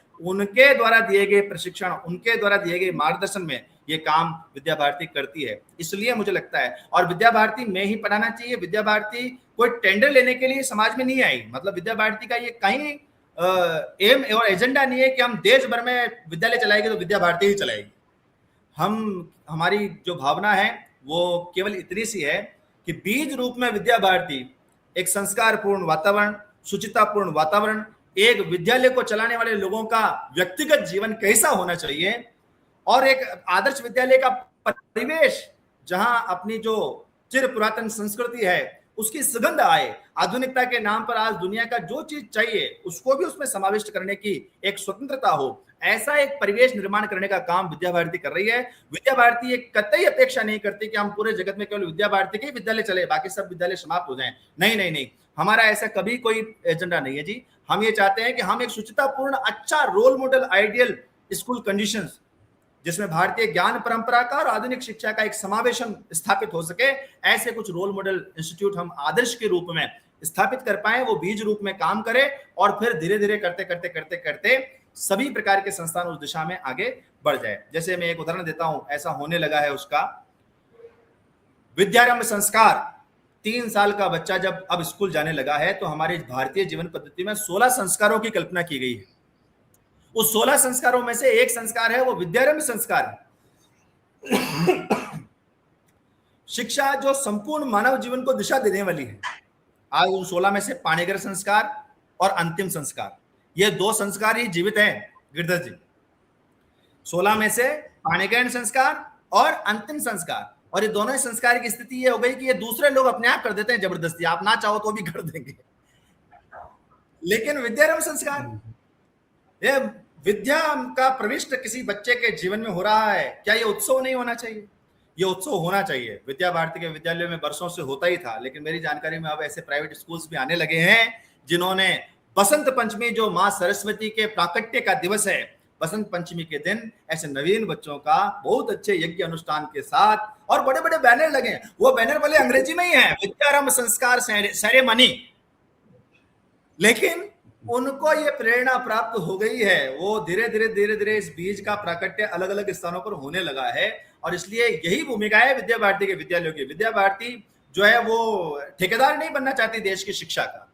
विद्या भारती भारतीय जड़ों की सुगंध को शिक्षा के क्षेत्र में बचाकर रखना चाहती है। उसी के लिए ईमानदारी से अपना जीवन लगाकर काम करने वाले आचार्य दीदी और इनको मार्गदर्शन करने वाली प्रबंध समितियां देश भर में काम कर रही है। जी जी, जैसा कि आपने बताया कि जो कोर्स तो सेम है, उसमें कोई अंतर नहीं है, लेकिन मैं ये जानना चाहता हूँ कि पर्सनालिटी डेवलपमेंट, व्यक्तित्व विकास और छात्र को सुसंस्कृत नागरिक बनाने की दिशा में किस तरह की एक्टिविटीज की जाती है? जी गिरधर, अपना एक तो पूरा प्रांत स्तर का एक कैलेंडर ये बनता है। साल के शुरुआत में ही वो कैलेंडर बन जाता है। उस कैलेंडर के अंदर वर्ष भर की जो, मैं मतलब ये बात बहुत क्लेम भी कर सकता हूं, अगर आप उस कैलेंडर को लेकर के और अपना रिसर्च करेंगे तो जितने, जिसको पहले को करिकुलर एक्टिविटी ऐसा कहा जाता था, विद्या भारती के लिए वो कभी को करिकुलर नहीं रही। वो विद्यार्थी के विकास की सहायक गतिविधियां ही हैं, वो को नहीं है, वो अतिरिक्त नहीं है, वो मुख्य ही है। जैसे किताबें पढ़ना मुख्य काम है, वैसे ही वो जो बाकी सारी चीजें हैं वह भी जीवन में मुख्य गतिविधियां ही हैं, वो अतिरिक्त गतिविधियां नहीं है। और इसलिए उस कैलेंडर में हम जब देखेंगे तो एक संस्कृति ज्ञान परीक्षा कक्षा 3 से लेकर के 12वीं तक जितने आचार्य दीदी पढ़ाते हैं वो, प्लस हमारे बच्चों के अभिभावक, उनको भी हम आग्रह करते हैं कि साल में कम से कम एक पुस्तक तो नहीं पढ़ो, उसको पुस्तक को पढ़ते हैं और फिर उसका ओमार शीट पर एग्जाम होता है। आ नहीं सकते तो हम आग्रह करते हैं, देखो एग्जाम तो आपको देना है, भले आप घर पर ही ओमार शीट ले जाओ, लेकिन 100 प्रश्नों को ढूंढोगे तो ढूंढने के लिए भी पढ़ना तो पड़ेगा ना। और इसलिए वो को करिकुलर एक्टिविटी जिसको कहते हैं विद्यालय के अंदर विद्यार्थी के विकास के लिए, एक है संस्कृति ज्ञान परीक्षा, पूरे देश भर में वो होती है और उसका जो फिगर आता है वो लाखों में जाता है, लाखों लाख में जाता है, और अभिभावक भी उसको देते हैं। प्रत्येक वर्ष आचार्य को भी देना है, प्रधानाचार्य को भी देना है। मैंने दी तो मेरे लिए प्रवेशिका पहली परीक्षा है, जो मुझे एक पुस्तक पढ़कर एक परीक्षा देनी है। अगर मैं इसमें अच्छा क्लियर हो जाता हूं तो अगले साल मुझे मध्यमा पढ़नी है और फिर मुझे प्रज्ञा की ओर आगे बढ़ना है। जब मेरा प्रवेशिका मध्यमा प्रज्ञा हो गया तो चौथे साल में मुझे वापस प्रवेशिका ही पढ़नी है, उसी की परीक्षा देनी है। और ये काम सतत अपने विद्यार्थियों के बीच में यह चलता है। अपनी जो वंदना है विद्यालय की, जो सुबह सुबह की असेंबली होती है, सुबह अच्छी होती है तो बाकी सारे काम अच्छे हो जाते हैं, ऐसा हमारे पुरखे कहते आए हैं। और इसलिए लगभग 40 मिनट 40 मिनट की अपनी असेंबली है, उसके अंदर 12 मिनट का जो शेड्यूल है वो पूरे देश भर में एक जैसा है। उसमें एक संस्कृत वंदना है सरस्वती की, एक गीत है जो हमारे लक्ष्य को और संधारित करता है, जग सिर मोर बनाए भारत, ये विद्या भारती की प्रातःकालीन हिंदी प्रार्थना का एक पंक्ति है, वो उसको उच्चारित करते हैं। ऐसे ही एकात्मता स्तोत्र के रूप में 33 श्लोक हैं जी, कभी आप करेंगे तो उन श्लोकों पर भी आराम से चर्चा की जा सकती है और आप 33 एपिसोड बना सकते हो एक एक श्लोक पर। और इसलिए वो 33 श्लोक क्या हैं, तो देश की जो प्रमुख नदियां हैं उन नदियों को सुबह सुबह स्मरण करता है विद्या भारती का विद्यार्थी, जैसे गंगा, सरस्वती, सिंधुर, ब्रह्मपुत्र, गंडकी। तो एक श्लोक में कई नदियों का कोई स्मरण करता है, एक श्लोक में अयोध्या, मथुरा, माया, काशी, कांची, अवंतिका, भारत के प्राचीन नगरों को स्मरण करता है। हाँ, ये बात सत्य है कि वो जो समय होता है वहां उनको ज्यादा एक्सप्लेनेशन में और उसमें नहीं डाला जाता, लेकिन धीरे धीरे रोज वंदना सभा में बोलते बोलते बोलते बोलते 33 श्लोकों के कंठस्थीकरण होने तक भारत की वो जो भारतीय ज्ञान परंपरा जिस पर इन दिनों बड़े बड़े सेंटर खड़े होने लगे हैं, अब उसकी बाढ़ आ जाएगी। IKS, कमल प्रकाश जी भाई साहब इस नाम को याद कर लेना आप, और गिरधर जी भी। IKS, इंडियन नॉलेज सिस्टम, अब इसके नाम पर स्टडी सेंटर्स खड़े हो जाएंगे, बाढ़ आ जाएगी, वो प्रोफेशनलाइजेशन, उसका व्यवसायीकरण यह हो जाएगा। लेकिन विद्या भारती इस दिशा में अपना काम वर्षों से कर रही है, तो वो उस वंदना सभा का हिस्सा है, उसके लिए कोई अतिरिक्त प्रयत्न नहीं करती विद्या भारती। ये करते करते करते करते ये जो मैंने बताया आपको, प्रशासनिक सेवाओं में इतना बड़ा नंबर विद्या भारती का आ गया, तो उनके दिमाग में भारत के प्रति उसकी नदियां श्लोक रूप में स्थापित हैं, उसके प्रमुख नगर श्लोकों के रूप में स्थापित हैं, उसकी महान नारियां वो उनके अवचेतन मन पर स्थापित हैं। बस जैसे ही समय आता है वो उनके बारे में थोड़ा बहुत पढ़ने की कोशिश करते हैं, तो उनका ज्ञान का सागर जो है उसी प्रकार बढ़ता जाता है। जैसे कंप्यूटर में मान लीजिए कोई एक पर्टिकुलर फोल्डर बना दिया, तो बाद में उससे संबंधित जानकारी उस फोल्डर में ही जाती है, वैसा ही ये सारा काम और विद्या भारती के इसमें चलता है। साल भर का कैलेंडर है जिसमें विज्ञान मेले, कला पर्व और ये संस्कृति ज्ञान परीक्षा, शारीरिक दक्षता प्रशिक्षण, हर बच्चे का बैटरी जांच। अपने विद्यालय में पढ़ रहे हैं तो आज क्या स्थिति में है, 6 महीने बाद उनका वजन बढ़ा क्या, रक्त बढ़ा क्या, ये इस प्रकार की भी सारी जांचें ये विद्यालय के अंदर एक उनकी डायरी में स्वास्थ्य परीक्षण पत्रक इस प्रकार का है, साल में 2 बार वो होता है।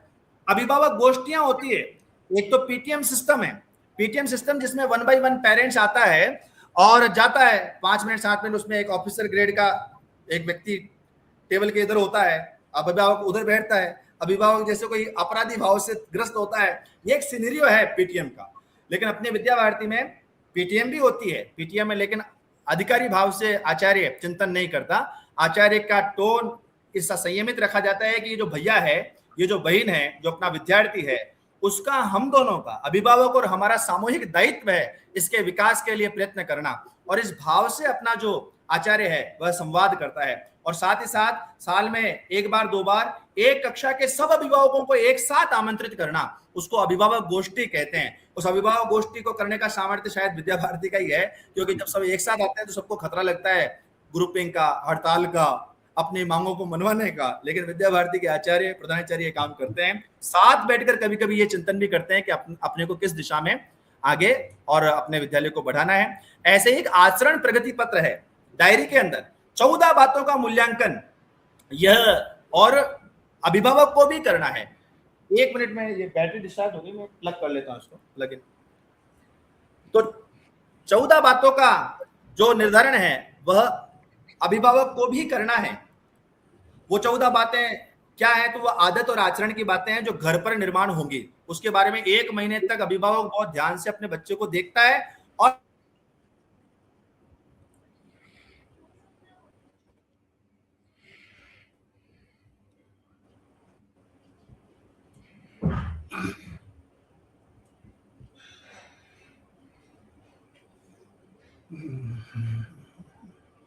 गिरधर जी आवाज आ रही है आपको? नहीं, मेरे को नहीं आ रही। हाँ नहीं, वो उनके बैटरी का इशू है। हाँ बैटरी का प्रॉब्लम है, बैटरी प्रॉब्लम आई है। जी जी। दर्शकों, जैसा आप देख रहे हैं कि भूपेंद्र जी उबाना जो हैं संस्कार भारती के सह सचिव भी हैं, और उसके अलावा आप अजमेर में आदर्श विद्यालय के प्रिंसिपल की भूमिका भी यहाँ पर कर रहे हैं। और छोटी उम्र से ही उन्होंने राष्ट्रीय स्वयंसेवक संघ को चुना, और राष्ट्रीय स्वयंसेवक संघ में रहते हुए आपने इन सब चीज़ों के बारे में जानकारियाँ जो प्राप्त की, और उन्होंने अध्ययन बहुत किया है। देखिए, जब युवावस्था के अंदर अध्ययन यदि व्यक्ति कर लेता है तो उन सब चीज़ों के अध्ययन के साथ साथ उसको कई सारे अनुभव और कई सारी चीज़ें सामने दर्शकों देखने में आती हैं। दर्शकों ये भी आपको बता दें, क्योंकि अभी हम जो बातचीत करेंगे उसमें हम बातचीत करेंगे उनसे कि क्या जो एआई का जो ज़माना आ रहा है, उस एआई के ज़माने के अंदर उनके साथ में हम लोग ये भी बातचीत करेंगे कि एआई के ज़माने के अंदर क्या संस्कार किस तरीके से दिए जाएँगे। उनसे हम लोग ये भी जानेंगे कि जो धार्मिक पर्यटन है, उसको सिलेबस में कैसे समाहित किया जा सकता है। बात हम करें तो कि जो पलायन हो रहे हैं बच्चे, अजमेर के जो पलायन हो रहे हैं, उनके बारे में भी जानेंगे कि बच्चे जो अजमेर से पलायन हो रहे हैं, उस दिशा के अंदर विद्या भारती या उनका क्या सोच है, उनकी सोच के बारे में भी हम दर्शकों इस बारे में जानेंगे। उनसे हम ये भी जानेंगे कि जो सिलेबस है, सिलेबस के अंदर हम महापुरुषों को कैसे पढ़ा सकते हैं, महापुरुषों के जो संस्कार पहुँचने चाहिए, वो चीज़ें आज के सिलेबस में अभी तक भी नहीं आई हैं, जिसकी वजह से कई सारे बच्चों को दिक्कतें होती हैं। हम अजमेर की बात करें तो अजमेर का जो इतिहास है, अजमेर की बाद में बात करें, सम्राट पृथ्वीराज चौहान की बात करें, हम पुष्कर के पर्यटन के बारे में बात करें, हम उन बच्चों को क्या तकनीकी शिक्षाएँ दे सकते हैं, उनके बारे में जो तकनीकी शिक्षाएँ किस तरीके से दी जा सकती है, इस बारे में भी हम उनसे जानकारी जोड़ेंगे। वो हमारे साथ में वापस जुड़ चुके हैं, उनसे हम बातचीत करेंगे। पहले उस गिरधर जी का जो जवाब है वो पूरा उनसे हम ले लेते हैं, उसके बाद में हम लोग उनसे बाकी बातचीत करेंगे। जी। तो वो आचरण प्रगति पत्र के बारे में जो मैं बता रहा था आपको, ऐसी 14 बातें ये अपनी उस डायरी में आचरण प्रगति पत्र के नाम पर है, क्योंकि किसी भी विद्यार्थी के निर्माण का जो काम है वह अकेला अध्यापकों के माध्यम से नहीं हो सकता, वो वन वे के माध्यम से वह संपन्न नहीं है। समग्रता से और चिंतन करना किसी बच्चे के बारे में यह आवश्यक है, और इसलिए अभिभावक जो है वो किन 14 बातों का निर्धारण करने में सहयोग करेगा, तो वो 14 बातें उनको लिखाई हुई है। सुबह उठने से लेकर रात को सोने तक इस प्रकार की दिनचर्या एक बच्चे की होनी चाहिए। और वो जब बच्चा उससे इधर उधर होने की कोशिश करता है, तो ये जो जागरूक अभिभावक है, सबका तो मैं नहीं कहता कि जो 800,000 बच्चों को देखना बड़ी बात होती है, लेकिन जो जागरूक अभिभावक है, जिनको लगता है हाँ ये आचरण की बातें अच्छी होनी चाहिए, वो आकर कभी प्रधानाचार्य से संवाद करते हैं, तो व्यक्तिगत रूप से घर जाकर के उन बच्चों के बारे में बातचीत करना, उनको उन सब बातों का पालन करने के लिए प्रेरित करना, ये काम विद्या भारती के विद्यालयों में होता है। जिसके कारण से जो आपका प्रश्न है, अच्छा नागरिक निर्माण करने के लिए आप क्या करते हैं, ये सारी बातें मैंने आपको बताई। जी जी जी, आपकी इतनी आदर्शपूर्ण बातें सुनकर मुझे थोड़ा अफसोस होने लगा कि मुझे किसी विद्या भारती के स्कूल में पढ़ने का मौका क्यों नहीं मिला। ये समान रूप से मेरा भी है कष्ट, ये आपके जैसा कष्ट मेरा भी है, क्योंकि मैं भी सरकारी विद्यालयों की परंपरा से निकलकर, तो संघ की शाखाओं में ना जाते तो शायद इस तंत्र को जानते ही नहीं। लेकिन उसमें सवाल ये उठता है, हालांकि आपने पहले ही स्पष्ट कर दिया कि हमारी जो गुलामी की मानसिकता है सारा उसका दोष है, लेकिन मैं मानता हूं कि या तो विद्या भारती का जो स्वरूप है या उसका जो उद्देश्य है या उसका जो मिशन है, उसका यदि ठीक से प्रचार प्रसार हो जाता तो मैं समझता हूं कि जो अभी कंपटीशन है एडमिशन के लिए, मिशनरी स्कूल में लोग भाग रहे हैं, विद्या भारती की ओर नहीं भाग रहे हैं, उस तरफ क्यों भाग रहे हैं, उस पर क्या काम होगा? जी जी, आपको जैसे संघ के बारे में भी जानकारी होगी कि संघ 1925 में जब प्रारंभ हुआ, तब से लेकर के लगभग 90-95 तक संघ का भी कोई ऐसा एक्सपोजर नहीं था, और चुपचाप अपने अपने काम में जो मिशन लेकर काम किए थे, उस काम पर काम करते करते करते करते एक बार अपने काम को इतना बड़ा कर लें कि कोई एक सिरफिरा कभी शासक बन जाए तो उस काम की हत्या ना कर पाए। और इसलिए विद्या भारती भी, वो जो मैंने आपको बताया, गोरखपुर के टूटे फूटे भवन, आज वहां जाएंगे तो बहुत आलीशान विद्यालय, बहुत बड़ा विद्यालय। और आज तो ईश्वर की कृपा है कि वहीं के जो विधायक हैं वो आज उत्तर प्रदेश के मुख्यमंत्री भी हैं, उनका भी बहुत वरद हस्त और बहुत वरद। जो बात आपने कही गिरधर जी की ऐसा क्यों नहीं है कि अपने यहाँ पर वो लाइन नहीं है, तो मध्य प्रदेश और उत्तर प्रदेश और दक्षिण भारत में भी, अपने जो केरल, कर्नाटक, इन राज्यों में जो विद्यालय हैं, बिहार में भी इवन जो विद्यालय हैं वो इतने बड़े बड़े हो चुके हैं, लेकिन अपना जो स्थान है अजमेर, अजमेर क्योंकि मिशनरी माइंडसेट का बहुत गढ़ रहा है। वो जो मिशनरी माइंडसेट भारत में, जिसको शिक्षा को बिल्कुल परावर्तन करने की जो मानसिकता चली, उसका वह सुप्रीम सेंटर अजमेर रहा है। और इसलिए अजमेर में अपने लिए शुरू से ही बड़े संघर्ष के ये कालखंड रहे। लेकिन आज अजमेर में चाहे जैसे ब्यावर है, सरवाड़ है, केकड़ी है, अजमेर का अपना पुष्कर मार्ग विद्यालय भी है, उसमें जितने संसाधन वो विकसित कर पाए हैं अपन सब लोग मिलकर समाज के सहयोग से, वो हाउसफुल है, उसमें बैठाने की जगह नहीं है। शर्मिंदा होकर के ही कोई अभिभावक जब आता है अपना परिचित, वो किसी ना किसी कार्यकर्ता से या किसी के माध्यम से कहता है, तो हम मतलब जिसको कहते हैं 40 से ज्यादा जितनी भी संख्या कक्षा में आपको पाई जाएगी, वो सब हाथाजोड़ी करने के बाद बैठाए गए लोग हैं कि हमारे पास जगह नहीं है। दूसरा ये है कि अपने पास कोई पैसा इस प्रकार का है भी नहीं, और दूसरा हमारी जो फीस का स्ट्रक्चर है वो अभिभावक को गला काट कर लेने जैसा भी नहीं है। दो ही तरीके हैं कि अपने सारे इसको 7 स्टार होटल जैसा विद्यालय कैसे बनाया जाए, तो उसके दो तरीके हैं। एक तो अभिभावक की गला काट प्रतिस्पर्धा जो शैक्षिक जगत में चल पड़ी है उसका हिस्सा बन जाया जाए, या फिर कोई ऐसा हमारे पास फंडिंग का कोई बहुत बड़ा जरिया हो जो हमको प्राप्त हो। अगर वो फंडिंग से भी प्राप्त होगा तो रिपे करने के लिए भी हमको समाज से ही लूट कर लेना पड़ेगा। और इसलिए आज समाज की मानसिकता बनी है कि जिसकी पैकेजिंग बहुत अच्छी है, उस पैकेजिंग की चीज को लोग समझते हैं कि बहुत अच्छी होगी। इन दिनों मेरे साथ भी हो गई एक आध चोट, वो ऑनलाइन जब शॉपिंग करने के लिए श्रीमती जी दबाव बनाती है कि ये चीज अपने को ले लेनी चाहिए, बहुत अच्छी दिख रही है, लेकिन जब वो घर पर आता है और डब्बा खुलता है तब क्या मिलता है। तो विद्या भारती के साथ में क्योंकि जानकारी का अभाव, और आज से पहले शायद मुझे नहीं पता कि किसी विद्या भारती के सामान्य प्रधानाचार्य को इस प्रकार से शहर के किसी अच्छे ख्यातनाम चैनल पर आपने शिक्षाविद के रूप में परिचय कराने लगे हो, तो शायद हमारा स्वत्व का बोध जागने लगा है, ऐसा ही मैं मानूंगा। और इसलिए केवल इतना ही अंतर रहा, लेकिन अच्छे बहुत विजनफुल अभिभावकों ने अपनी संतानों को पढ़ाया और उनकी संतानें भी आज स्थापित हैं। ऐसा अगर आप मुझसे व्यक्तिगत मिलने आओगे तो ये देखिए आप, ये विद्या भारती की अखिल भारतीय पूर्व छात्र परिषद के द्वारा इस साल प्रकाशित की गई ये पूरी की पूरी डॉक्यूमेंट्री है। इसमें मैं आपको 2-5 नाम बताता हूं किस प्रकार के लोग विद्या भारती के विद्यालय में पढ़े। एक तो है अपने वर्तमान में भारत की जो थल सेना है, उस थल सेना के जो अध्यक्ष हैं, थल सेना अध्यक्ष उपेंद्र जी द्विवेदी, वो भी विद्या भारती के पूर्व छात्र हैं। ये देखिए आप, अगर आपके कैमरे पर अच्छे से दिखाया जा सकता है। अभी कुछ दिनों पहले थल सेना प्रमुख बनने के बाद वो अपने उस विद्यालय में जब गए तो पूरे विद्यालय ने अपने पलक पावड़े पूर्व छात्रों का बड़ा रखा, पूरा शहर उनकी आगवानी करने के लिए वहां पर खड़ा हुआ। ये विद्या भारती के पूर्व छात्र हैं साहब। मैं एक बार वापस दिखाता हूं, देखो आपने फुल स्क्रीन की है इसलिए। ये उनका उस आयोजन की तस्वीरें हैं, ये अपने विद्यालय में जाकर वैसे ही बालक भाव से जो बाल्यकाल की वंदना करते थे उसको पुनर्स्मरण किया। और उनका तो वो जो वीडियो है जिसमें उन्होंने गर्व से स्वीकार किया है कि मैं एक गौरवान्वित पूर्व छात्र हूं विद्या भारती का, वो वीडियो भी बहुत वायरल हुआ देश भर में। आज सोशल मीडिया का जमाना है, इसलिए आज एक्सपोजर, आज हमको हमारी बात कहने के लिए किसी पेड मीडिया या किसी अखबारों का अब आवश्यकता नहीं है। अब सोशल मीडिया का जमाना है, ये सारी चीजें स्प्रेड हो रही है। और अगर आपको मैं, ये है देखो उपेंद्र जी द्विवेदी हैं, उनका विद्यालय का नाम भी लिखा है सरस्वती शिशु मंदिर सतना, मध्य प्रदेश के पूर्व छात्र रहे। आगे जब चलते हैं इस डॉक्यूमेंट्री में तो और भी इन चेहरों को देखकर शायद आप आश्चर्यचकित होंगे कि ये सब विद्या भारती के पूर्व छात्र रहे। ये देखिए, ये पत्रकारिता जगत का एक ख्यातनाम चेहरा है, क्या आप पहचान पा रहे हैं इनको? रोहित जी सरदाना, पास में बैठे हैं प्रकाश दिव्य कीर्ति, जो आईएएस की तैयारी कराने वाले लोगों में आज एक बड़ा नाम है। उनके पास है निर्मल जी गहलोत, उत्कर्ष संस्थान, जो भारत का उत्कर्ष संस्थान राजस्थान का है, सबसे बड़ा उत्कर्ष संस्थान है ऑनलाइन एजुकेशन के नाम पर।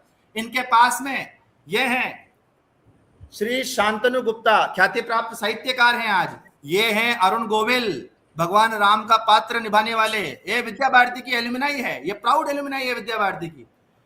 ऐसी ये बहुत बड़ी सूची ये विद्या भारती के पूर्व छात्रों की है, और ये इस बात को प्रमाणित करती है कि सफलता के लिए अंग्रेजी माध्यम की अनिवार्यता, ये भ्रम है समाज का भ्रम, और इसलिए इन पूर्व छात्रों ने इस भ्रम को तोड़ा है।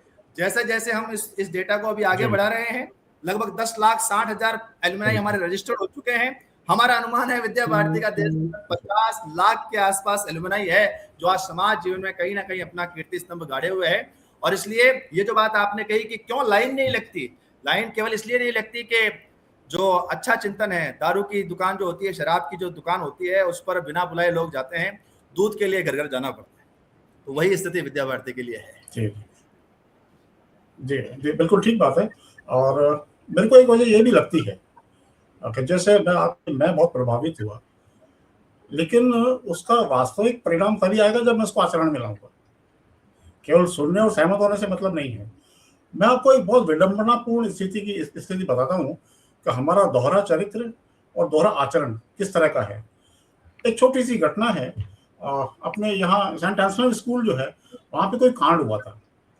तो उस कांड के बाद में विश्व हिंदू परिषद ने बाकायदा बाहर आंदोलन किया मिशनरी स्कूल के खिलाफ, ठीक है ना, बड़ा आंदोलन किया। मैंने वहां के जाके फादर से इंटरव्यू लिया। उनके फादर ने कहा, तेजवानी जी, ये जो लोग बाहर प्रदर्शन कर रहे हैं ना, इनके बच्चों को हमारी स्कूल में पढ़ाने के लिए ये लोग रिक्वेस्ट करते रहते हैं, और आप चाहो तो मैं आपको लिस्ट दे सकता हूँ, आप अखबार में छाप दीजिए कि विश्व हिंदू परिषद के लोग किस तरह से जो है हमारी स्कूल में।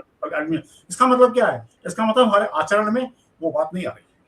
आपका सत्य है ये विचार, और इसके लिए आप जैसे लोगों को और प्रयत्न भी करना चाहिए कि ये सत्य ज्यादा से ज्यादा लोगों तक पहुंचे। लेकिन अब वो समय बदल गया है जी, क्योंकि संघ नाम की चीज हो, चाहे विद्या भारती हो, चाहे कोई भी हो, जैसे मान लो मैं प्रधानाचार्य हूँ, मैं एक विजनफुल कार्यकर्ता हूँ, मैं एक विजन से अपना काम कर रहा हूँ, इसलिए मैं इतनी बातें आपके सामने कर पा रहा हूँ। जैसा मैं कह रहा हूँ, क्या वो 100% चीजें मैं धरातल पर कर पा रहा हूँ क्या? तो शायद मैं 40% 50% तक कर पाता हूँगा, लेकिन बाकी मैं क्यों नहीं कर पा रहा हूँ? वो इसलिए नहीं कर पा रहा हूँ कि मैं एक समर्पित व्यक्ति हूँ, मेरे पास एक विचार है, विजन है, लेकिन विद्यालय संचालन करने के लिए मुझे जो आचार्य लाना है, जो टीचर लाना है, वो सब संघ के स्वयंसेवक नहीं है, प्रशिक्षित लोग नहीं है, विचारवान होंगे, लेकिन वो इस दिशा में उनका चिंतन नहीं है। उनकी तो खुद की शिक्षा दीक्षा, जैसा आपने कहा कि मैं अपने आप को अनफॉर्चुनेट मानता हूं, मैं स्वयं अपने आप को अनफॉर्चुनेट मानता हूं कि मुझे ऐसे आचार्य, ऐसा शिक्षण संस्थान नहीं मिला। तो वो जो आचार्य टोली मेरे पीछे आ रही है, मेरे साथ काम करने के लिए जो टीचर्स हैं, वो भी समाज से ही लेकर के आना पड़ रहा है। और दूसरा, अपन बहुत अधिक मानदेय देने की स्थिति में ये नहीं रहते। क्यों? क्योंकि हम उस स्थिति में है नहीं कि हम खींच करके सब कुछ एक तरफ, लेकिन स्कूल की फीस एक तरफ, इस प्रकार का चिंतन हमारा हो नहीं सकता किसी भी कारण से। और इसलिए मानदेय की भी एक सीमा होती है। इस स्थिति में बहुत मन बनाना, प्रशिक्षण करना, विचारवान बनाना किसी व्यक्ति को, और फिर उसके मन में यह संकल्प जागना कि हाँ, आर्थिक चिंतन अपनी जगह पर है, लेकिन समाज के लिए कंट्रीब्यूशन, समाज के लिए व्यक्ति का निर्माण, इसकी अपनी महत्ता है। मैं इस पवित्र कार्य में अपना सहभागी बनाऊं, घटक बनाऊं, इस बात का मुझे गर्व है। ऐसे लोग तैयार करने की जो रेशो है, वह बहुत ज्यादा अपेक्षाकृत सफलता उसमें मिलती नहीं। हर साल 2 साल 3 साल तक कोई काम करेगा, अंत तो गत्वा आर्थिक चिंतन उसको घुटने पर लेकर के आएगा और वो इधर से उधर जाएगा, ये सत्य है। लेकिन जब तक हमारे साथ लोग काम करते हैं, वो प्रयत्न करते हैं इन सारी चीजों को भी सीखने की। कई तो ऐसे लोग होते हैं जो अपने आचार्य चयन प्रक्रिया में आते हैं, उसके बाद योग्यता के कारण से, क्योंकि अपने साथ आते हैं, साल 2 साल पढ़ाते हैं, राजकीय सेवा में चयन हो जाता है उनका। ऐसा बहुत बड़ा रेशियो है विद्या भारती के आचार्यों का, जिन्होंने साल 2 साल 3 साल विद्या भारती में काम किया और फिर उनका चयन जो है वो सरकारी सेवा के लिए हो गया। वो जो आपका प्रश्न है, वो प्रश्न का उत्तर भी मैं इसीलिए देना चाहता हूं कि जैसे मैं अपने आप के लिए बात करता हूं कि मैं जितना चाहता हूं उतना व्यक्ति निर्माण मेरे हाथ से कितना हो पाता है, वो उस पर डिपेंड करता है कितने लोग आए, कितनी संजीदगी से उन्होंने अपनी बात की। ऐसे ही वो जो लोग जिनके बारे में आप बात कर रहे हो, तो पूज्य सरसंघ चालक जी 2 बातें कहते हैं। मैं संघ में गया, ये एक बात है, संघ मुझ में कितना आया, ये दूसरी बात है। और इसलिए मैं बरसों बरस संघ में गया, लेकिन संघ की बूंद भर भी मेरे अंदर ना आई। तो ऐसे जिन लोगों का आपने जिक्र किया है, वह दूसरे प्रकार के लोग हैं, जो मातृभाषा पर शायद गर्व से कहेंगे भी सही, लेकिन संतानों का जब पता चलेगा तो वो कहीं और पाए जाएंगे। और इसलिए अब जो समय आ गया है, वो उनसे दोहरा चरित्र उनका ज्यादा दिन तक रहेगा नहीं जी। उनको एक मुखी होना पड़ेगा, चाहे वो किसी भी कारण से दोहरे हो रहे थे, उनको एक मुखी होना पड़ेगा। आप जैसे जो जागरूक लोग हैं, उनको अपनी भूमिका और बढ़ानी पड़ेगी इस दिशा में। जी जी, हालांकि मेरे पास कुछ प्रश्न और हैं, लेकिन मैं चाहता हूं कि कंवर प्रकाश जी के पास भी काफी सवाल हैं। मैं अपने प्रश्न फिर बाद में रखूं। जी जी, जैसा आपने बताया और जैसा समय अभी बदल भी रहा है, एआई का युग आ रहा है।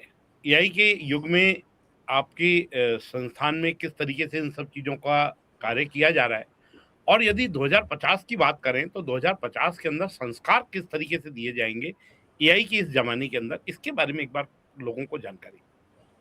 जी वैसा एआई के क्षेत्र में अपन ने काम प्रारंभ कर दिया, और अभी उसको इनिशियल लेवल पर स्टार्ट किया है, क्योंकि फिर वही बात है, हमारे पास जो फंडिंग वाला मामला है वह लिमिटेड है। उस सीमित अपनी आर्थिक स्थिति के अंदर हम अधिकतम इस दिशा में अपने अभिभावकों को, अपने बच्चों को उपलब्ध करवा सकें, उसके लिए आपको ध्यान हो तो इन दिनों भारत सरकार ने भी एक बहुत अच्छा काम 2016 में प्रारंभ किया। लेकिन दुर्भाग्य है इस देश का कि अगर दाल की कीमतों की बात होगी, पेट की बात होगी, तो उस पर चर्चा लगातार होती है प्राइम टाइम में। लेकिन कुछ अच्छा इनिशिएटिव जो बहुत दीर्घकालिक विजन के साथ किया जा रहा है, उस पर चर्चा लगातार होती ही नहीं इस देश में। मैं आपको संकेत करता हूं, उसके बाद में आप प्रयास कीजिए कि सरकार के जानकार लोग इस मिशन के बारे में और बात करने के लिए अपने पास आए। और वो मिशन है AIM मिशन, अटल इनोवेशन मिशन। 2016 में इस देश में प्रारंभ हुआ। अपने को उसकी जानकारी सामान्य अखबार के माध्यम से और ऑनलाइन नेट के माध्यम से मैंने एक प्रधानाचार्य के रूप में और ये संवेदना के रूप में, क्योंकि हम 21वीं सदी की इस जीवन में जी रहे हैं, संसाधन हमारे पास सीमित हैं, हम कैसे इसके लिए प्रयत्न कर लें। तो उस AIM मिशन में देश भर में कुछ हजार स्कूलों को चयनित करके, जिनका मैनेजमेंट अच्छा है, जो सोशल कंट्रीब्यूशन करते हैं, जो वास्तव में छात्र हित चिंतन के बारे में चिंता रखते हैं, ऐसे विद्यालयों को अपना नॉमिनेशन करना था। अपन ने भी अपना नॉमिनेशन किया उसमें, और आप आश्चर्य करोगे, नॉमिनेशन करने के तुरंत बाद ही वो सारा काम मैंने अपने ताकत लगाकर अपनी बुद्धि बल के आधार पर किया। लेकिन जैसे ही नॉमिनेशन कराया तो बहुत सारी जो जैम पोर्टल पर रजिस्टर्ड कंपनियां हैं, जिनको वो लैब एस्टेब्लिश करना था, वो बड़ी संख्या में अपनी तरफ आई। और वो ऑफर यहां तक हुए कि जो 12 लाख रुपए आपको प्राप्त होंगे, आप 6-7 लाख रुपए हमको दीजिए, उसके बाद में ना कोई डॉक्यूमेंटेशन आपको करना है, ना कुछ काम करना है, हम आपको 6 लाख रुपया वापस कर देंगे। ये मैं आपको बता रहा हूँ। लेकिन अपने विद्यालय के अंदर एक अच्छा सदा हुआ मैनेजमेंट होने के कारण से सब कंपनियों से हमने बात किया कि भैया सरकार हमें क्यों दे रही है ये पैसे। ATL tinkering lab, robotic science की lab, 3D printer, AutoCAD software, इन पर हमारे बच्चे काम कर सके, सेंसर पर काम कर सके, ड्रोन टेक्नोलॉजी को अपने हाथों से देख सके, इसके लिए वो लैब स्थापित हुई। और मैं गर्व के साथ कहता हूं कि हमने उन कंपनियों के साथ ये साझा किया कि ऐसा है जी, आप ये 5-6 लाख रुपए हमको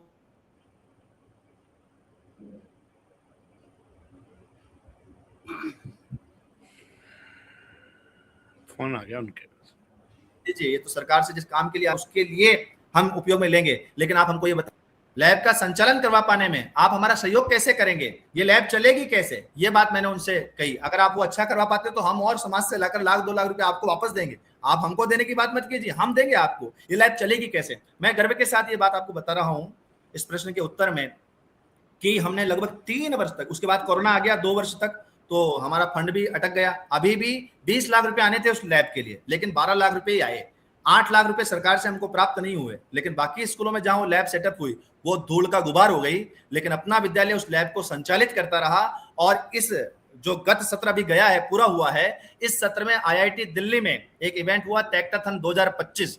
उसमें बच्चों को अपनी टिंकरिंग लैब में जो क्रिएटिविटी हुई है उसको लेकर प्रोजेक्ट को अपना जाना था। अपना स्प्लैश नाम से एक प्रोजेक्ट, एक ऑनलाइन एजुकेशन ऐप जो बच्चों ने डेवलप की थी, वो IIT दिल्ली के अंदर जाकर रिप्रेजेंट हुई और दूसरा स्थान उसने प्राप्त किया, वहां पर सेकंड पोजीशन प्राप्त किए। 8 लाख रुपए सरकार से हमको नहीं मिले, लेकिन उसके बावजूद भी सरकार का विचार मिल गया कि भाई ये लैब क्यों एस्टेब्लिश की जा रही है, बच्चों को क्या देना है हमको। हम पूरा सामर्थ्य लगा करके और ये काम कर रहे हैं। एक कंपनी को हमने साथ जोड़ा था, लेकिन वो उनका, क्योंकि वो जो फंड सरकार से आना था वो आया नहीं समय पर, तो वो फिर भी हमारे कहने पर चलते रहे, लेकिन अभी वो अलग हुए। तो अब हम स्वयं अपने स्तर पर एक इंजीनियर लेवल का व्यक्ति हमने विद्यालय में हायर किया है, जो उस लैब को संचालित करेगा। और लगभग इस समय जो उस लैब की स्थिति है, उसमें 32 टाइप्स ऑफ सेंसर पर काम किया जा सकता है। बच्चे देख सकते हैं, काम कर सकते हैं उसके ऊपर। ड्रोन टेक्नोलॉजी पर काम कर सकता है। उसमें एक मैकेनिकल एरिया है, जिस पर जो मैकेनिकल इंजीनियरिंग के जो टूल्स होते हैं वो वहां पर उपलब्ध है। उसके अंदर सोल्डिंग एरिया है, 3D प्रिंटिंग एरियाज हैं। और ये केवल विद्या भारती के एक विद्यालय में नहीं है, अजमेर जिले के अंदर लगभग 5 विद्यालयों ने अपने परिश्रम से इस प्रकार की लैब को अचीव किया है। वो उसको चलाने के दिशा में अग्रसर हो रहे हैं। हाँ, चुनौतियां तो है। चुनौती यह है कि अगर प्राइवेट स्कूल होगी, मालिक का स्कूल होगा, तो वो उसके लिए कठिन बात नहीं है। वो जैसे ही अपनी 15-20 हजार की फीस को 40-50-60 हजार कर देगा, वो इसका सारा खर्चा निकाल सकता है।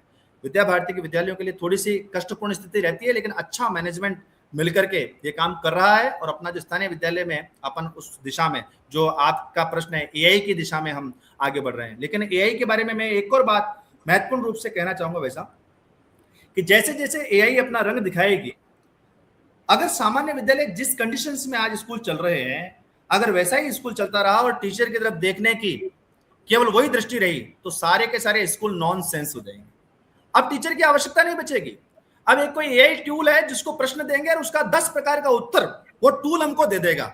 तो फिर अब आचार्य वास्तव में, जो हमारे ग्रंथों में आचार्य की परिभाषा है, जो अपने आचरण से सिखाता है, जो संयम सिखाता है, जो विवेक सिखाता है, जो ब्रेक लगाना सिखाता है, क्या करना है क्या नहीं करना, जिसको धर्म की परिभाषा में जो 10 लक्षण बताते हैं, धृति, क्षमा, दमोस्तेयम, शौचम, इंद्रिय निग्रह, धीर विद्या, सत्यम क्रोधो, दशकम धर्म लक्षणम।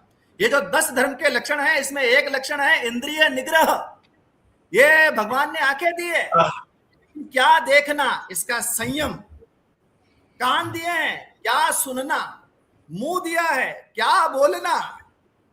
ये जो निग्रह है, ये जो इंद्रिय निग्रह है, ये जो आचार्य, जो शिक्षक दे पाएंगे, सिखा पाएंगे, वही शिक्षक इस रूप में सर्वाइव करेंगे, वरना नॉनसेंस हो जाएंगे।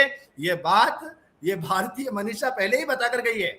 ये एआई कोई आज का नया ट्रिक नहीं। हम महाभारत के बहुत प्रसंग सुनते हैं कि कहां से कहां लाइव टेलीकास्ट हो गया, कहां से कहां कौन कौन से ब्रह्मास्त्र चले, लेकिन वो सामान्य व्यक्ति को कभी नहीं दिए गए थे, आम आदमी के हाथ में कभी नहीं दिए गए थे।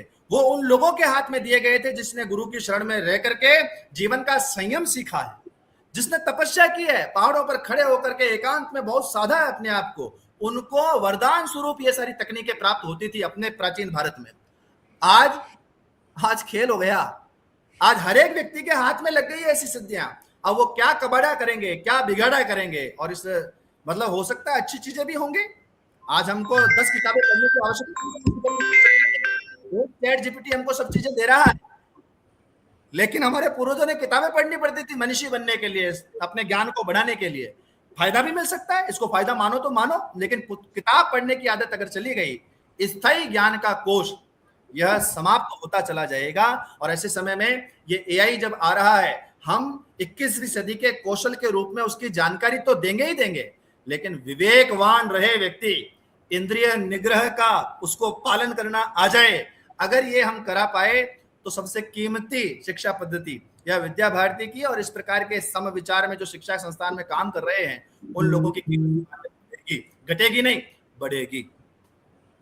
हमने पिछले दिनों उद्योग के क्षेत्र के कई लोगों के इंटरव्यू किए। उन लोगों से हमको ये चीज़ जानकारी आई, जैसा कि आपने भी बोला भी, कि कौशल के क्षेत्र के अंदर आप लोग पूरा कार्य कर रहे हैं, क्योंकि यदि सिर्फ किताबी ज्ञान होगा तो किताबी ज्ञान से बच्चा आगे नहीं बढ़ने वाला है, उसको कहीं ना कहीं कौशल ज्ञान होना जरूरी है। तो कौशल ज्ञान को लेकर क्या क्या ऐसी नई तकनीकें या जो सिखाया जा रहा है जो आने वाले समय के अंदर, क्योंकि उसको यदि प्लेन निकलेगा, कल हमने इंटरव्यू किया तो हमने कल इंटरव्यू उन्होंने बोला कि बच्चा बीए हो जाता है, एमए डबल एमए हो जाता है, परंतु निल होके निकलता है। जब वो जाके किसी के पास खड़ा होता है तो उसके पास होता है कि साहब मेरे पास डिग्री है, मेरे पास डॉक्यूमेंट में कुछ भी चीज नहीं है, मतलब मैं शरीर से कुछ भी नहीं, अतिरिक्त कुछ भी नहीं कर सकता हूँ। इसके बारे में आपका क्या मानना है और आप लोग इसकी तरफ क्या विशेष रूप से कर रहे हैं? आपने सही कहा वैसा, और इसलिए ये जो कौशल वाली बात है, ये 2 प्रकार के कौशलों की बात चल रही है आज। 2 प्रकार के कौशलों की बात हमको करनी चाहिए।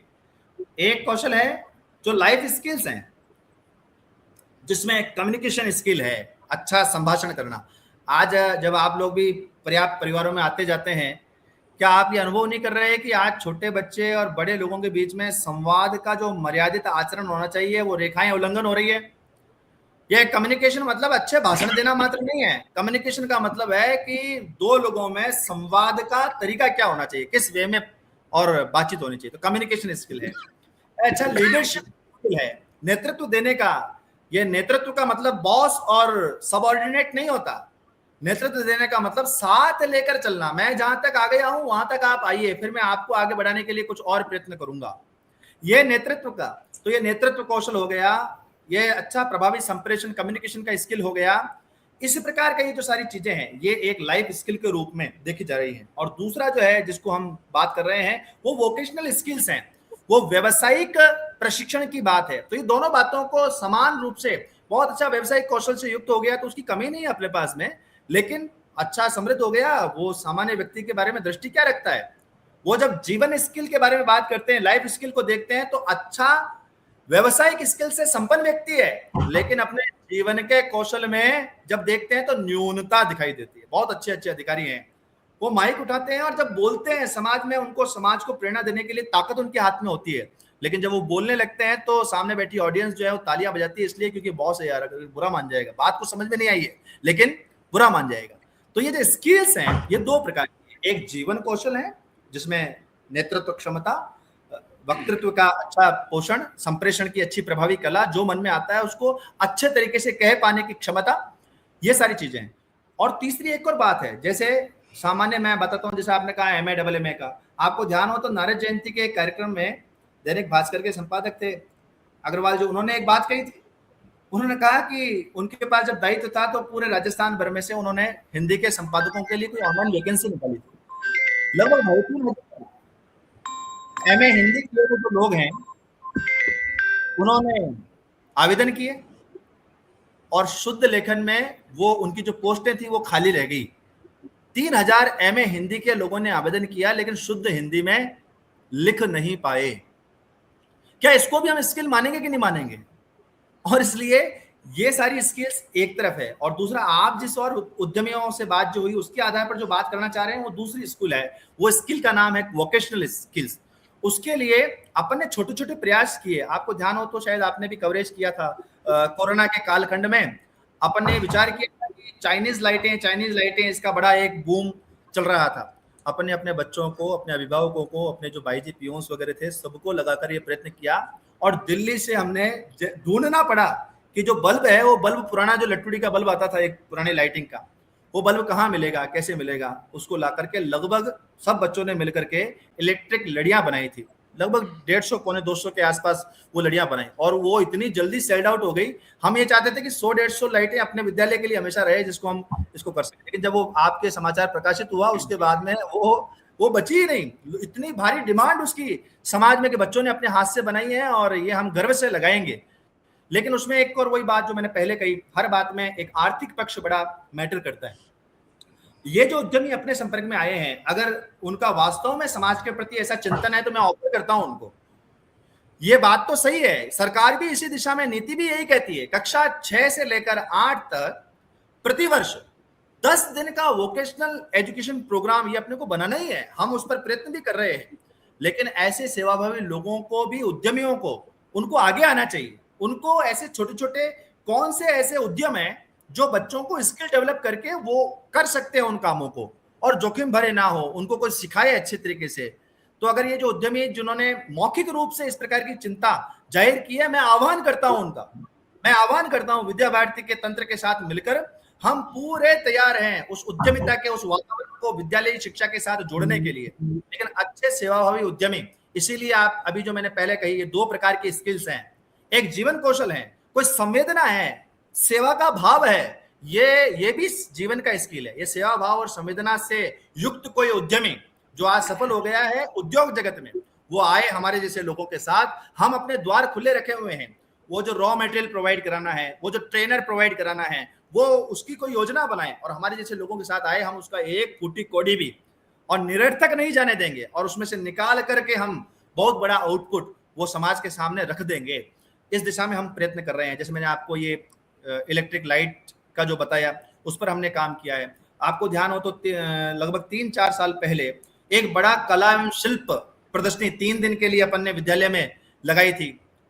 माननीय विधानसभा अध्यक्ष जी के द्वारा उसका लोकार्पण हुआ। 3 दिन तक सुबह 8 बजे से लेकर रात को और 8 बजे तक विद्यालय के परिसर में वो सबके लिए सुलभ थी। 28 प्रकार की कलाओं का उपयोग विद्यार्थियों ने किया और उसके द्वारा निर्मित हुए शिल्पों को समाज के दर्शन के लिए हमने रखा। बाद में जब ये अपना चैत्र शुक्ल प्रतिपदा का जो मेला, विक्रम मेला भरता है, उसमें 2-3 साल स्टॉल लगी है। इस वर्ष नहीं लग पाई, लेकिन इससे पहले 2-3 वर्षों तक विद्यालय की स्टॉल लगती थी। बच्चे वहां खड़े होकर अपने द्वारा तैयार किए गए उत्पाद का मोल भाव करते थे, और लगभग एक मेले में वो बच्चे जो है लगभग 10-12 हजार रुपया ये अपने बनाया, अपन ने मेहनत की, गए, मोल भाव किए, इस एंटरप्रेन्योरशिप को उन्होंने समझा और लगभग एक मेले में 10-12 हजार रुपए का सेल करके वापस आए। वो जो पैसा है वो आज भी हमारी आर्ट इंचार्ज के पास ही है, वो विद्यालय खाते में जमा नहीं हुआ। उस पैसे का उपयोग और कीजिए, और अच्छे नए इस प्रकार के स्किल्स को डेवलप करने के लिए आप प्रयत्न कीजिए। इस दिशा में हम लगातार आगे बढ़ रहे हैं। ये जो ग्रीन एनर्जी और वेस्ट से बेस्ट बनाने की जो बात है, तो आप विद्यालय में कभी पधारेंगे तो आते ही आपको ऐसे प्लास्टिक की जो पीपियां हैं, डब्बे हैं, जो घरों में एक बार काम में ले लिया, खाली हो गया तो वो इधर उधर बिकते रहते हैं, ऐसे डब्बों को लेकर के अपने विद्यार्थियों ने बहुत सुंदर गमले बनाए हैं, बहुत सुंदर गमले बनाए हैं, वो आकर के आप देखेंगे तो आपको विद्यालय में वो दिखाई देंगे। और ऐसे नवाचार, वृक्षारोपण के बारे में, जन्मदिन है तो कोई ना कोई वृक्ष अपना लगाना चाहिए।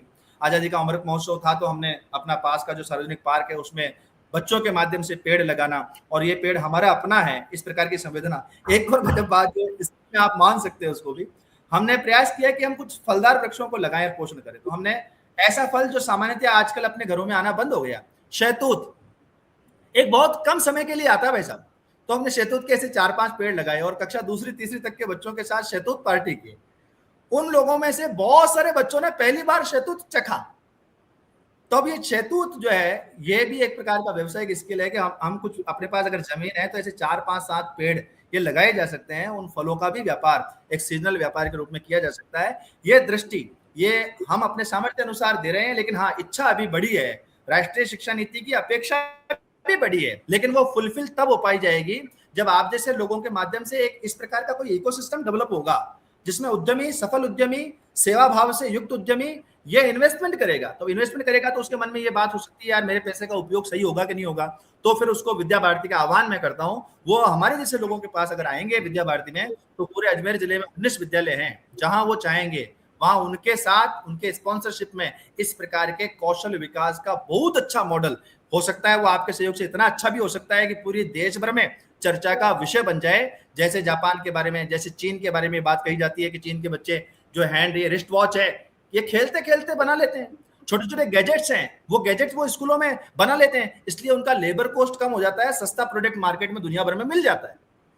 लेकिन वो करने के लिए कोई तो इन्वेस्टमेंट करता होगा ना वैसा, कोई तो इन्वेस्टमेंट करता होगा, कोई रॉ मटेरियल प्रोवाइड करवाता होगा, कोई ट्रेनर प्रोवाइड करवाता होगा। अगर ये असली लैक कराने वाले लोगों में, करने वाले लोगों में नहीं है, असली लैक है जो रिसोर्सेज जिन लोगों को मिलना चाहिए उनको नहीं मिलता। और उसका वो एक जैसे CSR एक शब्द चलता है ना, सोशल रेस्पॉन्सिबिलिटी के नाम पर, उस पर भी लीपापोती होती हो जाती है। जहां वो जाना चाहिए फंड वहां वो पहुंच नहीं पाता। तो आप जैसे लोगों के माध्यम से अगर ऐसा सेतु बंधन हो सके तो हम अजमेर से देश भर को सबक मिले, इस प्रकार के कौशल विकास पर काम करने को ललायत हैं। केवल खोज है ऐसे अच्छे सहयोगकर्ताओं की जो मिशन पूर्वक हमारे साथ खड़े हो सके। छोटे छोटे प्रयोग जो हम कर सकते हैं वो हमने कर ही रहे हैं, वो मैंने बताया आपको। देखा है आपने कि अजमेर से जो बच्चा है 10th क्लास करता है, 12th क्लास करता है, 12th क्लास करने के बाद में बच्चा पलायन कर जाता है, बाहर चला जाता है। तो विद्या भारती क्योंकि कोटा के अंदर LN है, जैसे बंसल जैसे बड़े ब्रांड हैं, उनके अंदर चला जाता है। क्या विद्या भारती ने कभी इस तरीके का कोई प्रयास किया कि हमारे अजमेर का कोई ऐसा बच्चा आने वाले समय के अंदर अजमेर से बाहर ना जाए, वो बच्चे को अजमेर में इस तरीके की कोई शिक्षा मिल जाए? क्या 2050 तक इस बारे में कोई परिकल्पना प्लान की जा सकती है? भाई साहब, विद्या भारती की जो संकल्पना है, मूल रूप से विद्या भारती ऑर्गेनाइजेशन जिस उद्देश्य को लेकर चला, उसका जो कार्य क्षेत्र है वो कार्य क्षेत्र मूल रूप से स्कूली शिक्षा है। और स्कूली शिक्षा में भी मूलतः जब प्रारंभ हुए थे तो केवल प्राथमिक शिक्षा, प्राथमिक से आगे विद्या भारती अपने विद्यालय नहीं चलाएगी, ऐसा एक मंतव्य लेकर के चले। बाद में अभिभावकों का आग्रह, दुराग्रह, समाज की आवश्यकता, उन सबको करते करते 12वीं तक की शिक्षा में अब अपने संस्थान आए। और अब तो जो शिक्षा नीति आ गई है उसने पूरा एजुकेशन का पैटर्न ही बदल दिया है। 5+3+3+4 इस प्रकार का ये पूरा एजुकेशन स्ट्रक्चर ये बना है। जो नर्सरी से दूसरी तक एक लेवल होगा, तीसरी से 5वीं तक ये दूसरा लेवल होगा शिक्षा का, 6ठी से 8वीं तीसरा लेवल होगा, और 9वीं से 12वीं ये इंटीग्रेटेड एक लेवल ऐसा कहलाएगा। और इसलिए अब विद्या भारती भी क्योंकि शासकीय नियमों का पालन करने के लिए प्रतिबद्ध है, और इसलिए वो अब 12वीं तक की विद्यालयों में रुचि लेना विद्या भारती ने प्रारंभ किया है। अभी उच्च शिक्षा के क्षेत्र में अभी तक विद्या भारती की कोई सक्रियता नहीं थी, लेकिन अब विद्या भारती उच्च शिक्षण संस्थान नाम से एक अलग पैरेलल बॉडी जो केवल हायर एजुकेशन के लिए ही काम करेगी, उसने भी काम करना प्रारंभ कर दिया। अभी ये पूर्व छात्रों वाला जो डेटा देख रहा था उसमें ही मैंने देखा कि लगभग 60 कॉलेजेस भी देश भर में विद्या भारती से संबद्धता प्राप्त 60 कॉलेज भी हो गए हैं। और इसलिए अब हम उस दिशा में प्रयत्न कर रहे हैं व्यावसायिक शिक्षा की दृष्टि में। ऐसे ही पहले भारत में ये जो नियम था कि सैनिक स्कूल जो है वो किसी भी नहीं मिलते थे, अब शायद इन 4-5 सालों में ये हुआ है, और इसके कारण से विद्या भारती से संबद्धता प्राप्त 18 के आसपास सैनिक स्कूल भी विद्यालय जो है विद्या भारती के हो गए। और अच्छी बात यह भी है कि इस साल की जो रैंकिंग है उनकी, मंदसौर का विद्या भारती संचालित जो सैनिक विद्यालय है उसकी फर्स्ट रैंकिंग वो आई है। और इसलिए ये इस दिशा में अब प्रयत्न विद्या भारती के छोटे छोटे क्विज और वो जो कॉम्पिटिटिव एग्जाम की दृष्टि से बच्चों को तैयार करना, तो इस दिशा में भी अपन प्रयत्न कर रहे हैं। दूसरा मुझे ये बताएं कि क्योंकि विद्या भारती के अंदर आप हिंदी मीडियम के ऊपर सारा जोड़ते हैं, भारतीय भाषाओं के ऊपर जोड़ देते हैं, क्या वहाँ पे अंग्रेजी भाषा के अंदर भी कुछ चीज सिखाई जाती है या अंग्रेजी भाषा के ऊपर कुछ भी नहीं होता है? इसके बारे में नहीं, दर्शक को जानकारी चाहिए। जी जी जी जी नहीं, आपने सही प्रश्न किया। ये सामान्यतः संशय रहता है सामान्य अभिभावकों को, लेकिन अंग्रेजी को एक विषय के रूप में पढ़ाया जाता है और विषय से ज्यादा भाषा के रूप में पढ़ाने पर अब अपन जोर देने लगे हैं, क्योंकि भाषा कोई भी हो, किसी भी भाषा के प्रति अश्रद्धा निर्माण करना यह विद्या भारती का ना तो उद्देश्य है ना ये ऑब्जेक्टिव है अपना। लेकिन भाषा के प्रति देखने की दृष्टि क्या होनी चाहिए, तो जो सीखने की बात जब कभी भी आएगी, कोई भी चीज सीखने की, तो वह अपनी भाषा में ही अच्छा सीखा जा सकता है। इस पर जैसे विद्या भारती की क्लियरिटी है, वैसे ही अंग्रेजी क्योंकि अपने पाठ्यक्रम का हिस्सा है, एक विषय के रूप में अपन पढ़ा रहे हैं, उसको हल्का क्यों पढ़ाएंगे? वर्ष कई बार अभी जो बोर्ड के रिजल्ट्स आते हैं उसमें अपने बच्चे 100 में से 100 नंबर लाते हैं अंग्रेजी में, बोर्ड के एग्जाम्स में। तो 100 में से 100 नंबर लाने वाला व्यक्ति अंग्रेजी में कमजोर कैसे हो सकता है? हाँ, अंग्रेजी बोल पाने में थोड़ी उसकी वो हिचकिचाहट ऐसी रहती होगी, लेकिन वो तो आप अगर शोध करना चाहें, आप कर लीजिए रिसर्च, एक खुला सर्वे करवाइए। जो स्कूल अपने आप को इंग्लिश मीडियम डिक्लेयर करते हैं, प्रोक्लेम्ड करते हैं, 100 बच्चे अगर नर्सरी में जाते हैं और 12वीं तक पढ़कर पास आउट होते हैं, जरा उन 100 बच्चों पर धैर्यपूर्वक कोई अनुसंधान करे जिसने नर्सरी से लेकर 12वीं तक so called English medium school में पढ़ा है, क्या वो बच्चा एबल है अंग्रेजी बोल पाने में धारा प्रवाह? तो नहीं। फिर उसको आवश्यकता पड़ती है कि स्किल के रूप में स्पोकन को अच्छा करने की, तो वह कहां जाता है? वह स्पोकन इंग्लिश के इंस्टीट्यूट पर जाता है और अपनी उस क्षेत्र में दक्षता यह हासिल करता है। और इसलिए ये मिसकॉन्सेप्शन है, अंग्रेजी पढ़ाई नहीं जाती, यह सिरे से झूठ है। अंग्रेजी मीडियम में पढ़ने पर ही अंग्रेजी बोली जा सकती है, यह दूसरा झूठ है। तो मैं जो विद्या भारती का सत्य बता रहा हूं कि हमारा अंग्रेजी का टीचर जो है, she is able to speak in English, वो अंग्रेजी में बहुत अच्छे तरीके से संभाषण कर पाने में सक्षम है। जो भी अंग्रेजी का व्यक्ति आकर बात करना चाहे उससे वो धारा प्रवाह बात कर सकता है। लेकिन किसी भी भाषा को विकसित करने के लिए पूरा का पूरा एक इकोसिस्टम डेवलप करना पड़ता है, और उस इकोसिस्टम का पार्ट घर भी होता है, परिवार भी होता है। और इसलिए दोनों चीजें जहां मिल जाती है वहां कोई नई भाषा यह डेवलप होती है। यह वैसा ही है जैसे घोड़ा चलाना सीखना है किसी को, तो उसको घोड़े पर बैठना पड़ेगा। जितने घंटे वो घोड़ा पर बैठेगा उतना अच्छा वो घुड़सवार बनेगा। भाषाओं के मामले में भी यही सत्य है। और इसलिए ये जो बात मैं अंग्रेजी के लिए कह रहा हूं, ये समान रूप से संस्कृत के लिए भी लागू होती है। मेरा कष्ट आज अंग्रेजी नहीं है, मेरे जैसे व्यक्ति का बड़ा कष्ट है संस्कृत। आज अंग्रेजी का टीचर 20-22-25 हजार रुपए अगर आप मानदेय उसको मिलता है तो अच्छा व्यक्ति हमारे पास आकर खड़ा हो जाता है, लेकिन संस्कृत का अच्छा योग्य व्यक्ति मिलना ये सरदर्द है, सरदर्द। और आज की आवश्यकता दुनिया की और भारत की आवश्यकता अंग्रेजी कम है, संस्कृत ज्यादा है, क्योंकि भारतीय शिक्षा नीति जिस भारतीय ज्ञान परंपरा की बात कर रही है, उस परंपरा को शेष सभी विषयों के साथ इंटीग्रेट करने के लिए संस्कृत के अच्छे ज्ञानी लोगों की आवश्यकता इंजीनियरिंग सेक्टर को भी है, मेडिकल साइंस को भी है, कला क्षेत्र को भी है। समाज जीवन के प्रत्येक क्षेत्र में अगर भारतीय ज्ञान परंपरा की पुनर्स्थापना करनी है तो संस्कृत या मूल आवश्यकता है। तो अंग्रेजी के बारे में मैं बहुत कॉन्फिडेंट हूं और आपको बता रहा हूं, अंग्रेजी एक भाषा के रूप में है और हम ऑफर करते हैं अभिभावकों को बीच बीच में कि स्पोकन के लिए 3 दिन 4 दिन 5 दिन 7 दिन का कोई अलग प्रशिक्षण करते हैं। अभिभावक जिसमें सहयोगी कर सकते हैं, रुचिवान जो बच्चे हैं वो आए और उनका गर्व आत्मविश्वास बढ़ाते हैं कि आप जरूर सीखिए। हमको ऐसे बच्चे की कल्पना करते हैं जो संस्कृत का श्लोक भी बहुत धारा प्रवाह बोल सके, हिंदी समझने वाले को वो हिंदी में बता सके, और जिनको अंग्रेजी ही समझ में आती है उसको वो अंग्रेजी में भी बता पाने में सक्षम हो। इस प्रकार की परिकल्पना पर अपन काम कर रहे हैं। अभी आप आओगे तो आपको ऐसे 5वीं या 6ठी क्लास में ऐसे विद्यार्थियों से मैं मिला दूंगा, बच्चियों से जिनको अष्टादश श्लोकी गीता कंठस्थ है, वो हिंदी में आपको बता सकते हैं और वो अंग्रेजी में भी उसका भाव विस्तार कर सकते हैं। तो हम इस दिशा में आगे बढ़ना चाहते हैं। और अब तो राष्ट्रीय शिक्षा नीति ने त्रिभाषा फार्मूला दिया है। त्रिभाषा फार्मूले में वो भी अपेक्षा क्या करती है, उस नीति की आत्मा ये कहती है कि पहली भाषा मातृभाषा के रूप में बच्चा सीखे, दूसरी एक भाषा वो भारतीय भाषा होनी चाहिए जिससे अधिसंख्य भारतीय जनमानस के साथ वो बच्चा कनेक्ट हो सके, और तीसरी एक भाषा अंतर्राष्ट्रीय भाषा होनी चाहिए। ये अंतर्राष्ट्रीय भाषा अंग्रेजी ही हो यह जरूरी नहीं है, वो तीसरी भाषा के रूप में फ्रेंच ले सकता है, जर्मन ले सकता है, जो चाहे वो भाषा वो ले सकता है। इस प्रकार का एक एटमॉस्फेयर ये आने वाले दिनों में बनने वाला है। और भाषाओं की लड़ाई से विद्या भारती निर्लिप्त है। वो इसलिए निर्लिप्त है कि जैसे राजस्थान में अभी हमारी जो भाषा है वह हिंदी है, इसलिए वो पढ़ाई की भाषा अपने राजस्थान में हिंदी है विद्या भारती में। लेकिन आप तमिलनाडु में जाओगे और वहां विद्या भारती के विद्यालय में जाओगे तो आपको ध्यान आएगा वहां वो तमिल भाषा में अपना ये अध्ययन करा पा रहे हैं। केरल में जाओगे तो उनकी भाषा का माध्यम जो है, पढ़ाई का माध्यम, वह मलयालम है। और इसलिए विद्या भारती में भाषा की लड़ाई कतई नहीं है। इवन अब तो ये प्रारंभ हुआ है कि एक किसी अलग स्टेट की भाषा, वो भी बच्चों को शब्द आने चाहिए, इसलिए कुछ गीत प्रारंभ हुए हैं। तो अजमेर में अपन ने पंजाबी भाषा ली है अभी हाल ही में पंजाबी भाषा पर काम किया गया। कुछ पंजाबी गीत बच्चों को आने चाहिए, और केवल आने नहीं चाहिए, उनके शब्दों का अर्थ भी उनको आना चाहिए। तो ऐसे कुछ गीत देशभक्ति पंजाबी भाषा के प्रारंभ किए हैं। तो ये भाषा के बारे में बहुत स्पष्टता है। अजमेर से बच्चा पलायन हो रहा है, और ये आप जानते भी हैं कि शिक्षा की नगरी अजमेर कहा जाता था। 2050 के अंदर शिक्षा की नगरी अजमेर ही रहे, और अजमेर कहीं ना कहीं शिक्षा की नगरी के साथ साथ अजमेर में शिक्षा का नगरी का हब बने 2050 तक। इसके लिए यदि आपसे सुझाव मांगे जाएं तो आप क्या सुझाव देंगे, और जो लागू हो भी सके प्रैक्टिकली? जी, मेरा सबसे पहला सुझाव तो ये होगा कि कोई ऐसा इकोसिस्टम जो सरकार के बस की बात नहीं है, ये सरकार के बाहर समाज स्तर पर करने की बात है, वो उसको मैंने पहले संकेत कर दिया है आपको। जी। पहली बात तो अपने देश का वो प्राचीनतम शिक्षा का मॉडल, जहां पर शिक्षा कभी किसी मालिकाना हक में भी नहीं रही और वह राज्य के अधीन दासी के रूप में भी शिक्षा की व्यवस्था नहीं रही।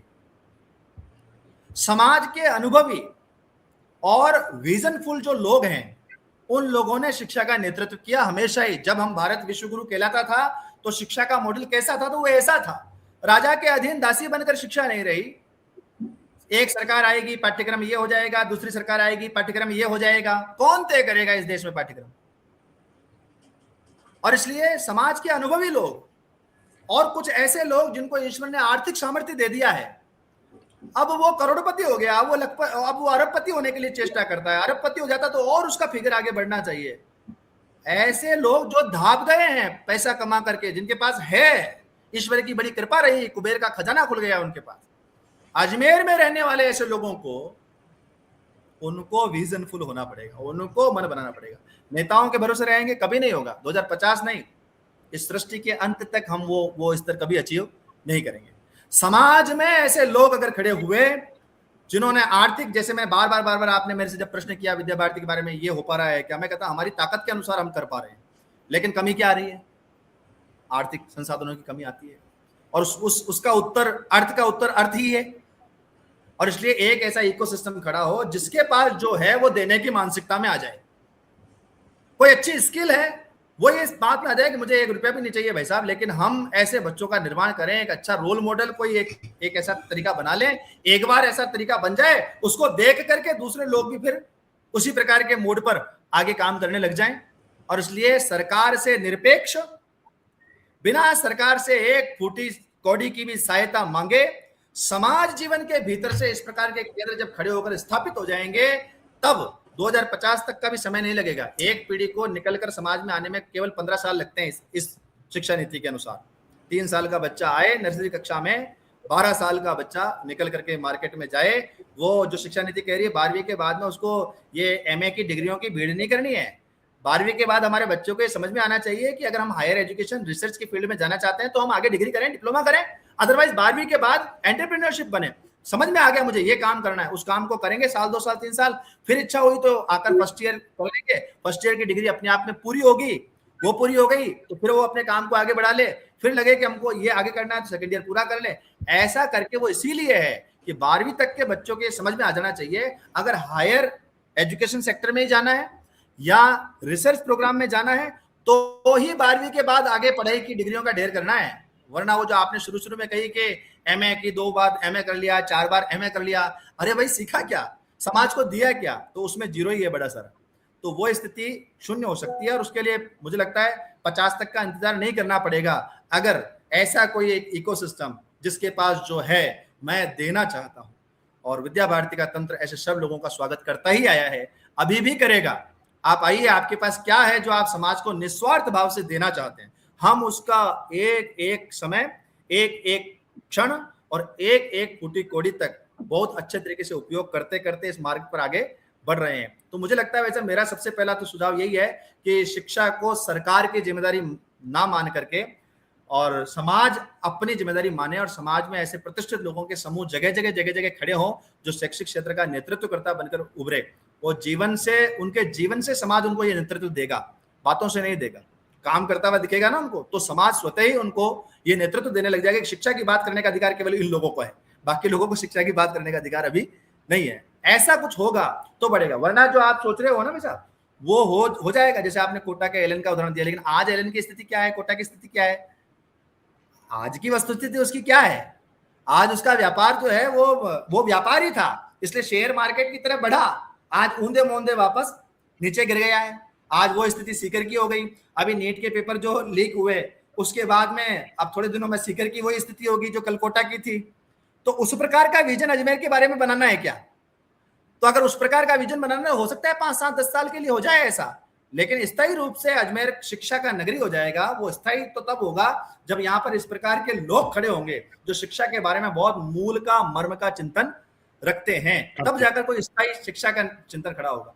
ये नीट वाले केस में अभी आज समाचार जो आ रहे हैं उसमें भाई पक्का है एनटीए दोषी है, अधिकारी दोषी हैं, सब लोग दोषी हैं, लेकिन क्या वो अभिभावक दोषी नहीं है जिसने 50 लाख रुपए में सौदा कर लिया था, जिसने 5 लाख रुपए, और बच्चे को भी पता है, बच्चे के लिए पेपर लीक, 12वीं कक्षा के एक एंट्रेंस टेस्ट के लिए पेपर लीक करने के लिए अभिभावक, जिस अभिभावक ने 5-5 लाख रुपए सही दे दी, ब्लैंक चेक दे दिया, और उसके बाद में वो उसको पूरी पैसा देने वाला था अगर ये चोरी लीक ना होती तो।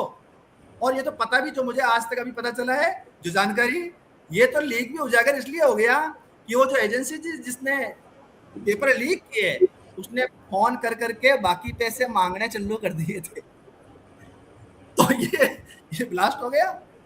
तो क्या वो अभिभावक वह दोषी नहीं है क्या? वह 12वीं क्लास के बच्चे को भ्रष्टाचार करना सिखा रहा था। क्या इस प्रकार का हमको मॉडल बनाना है अजमेर को?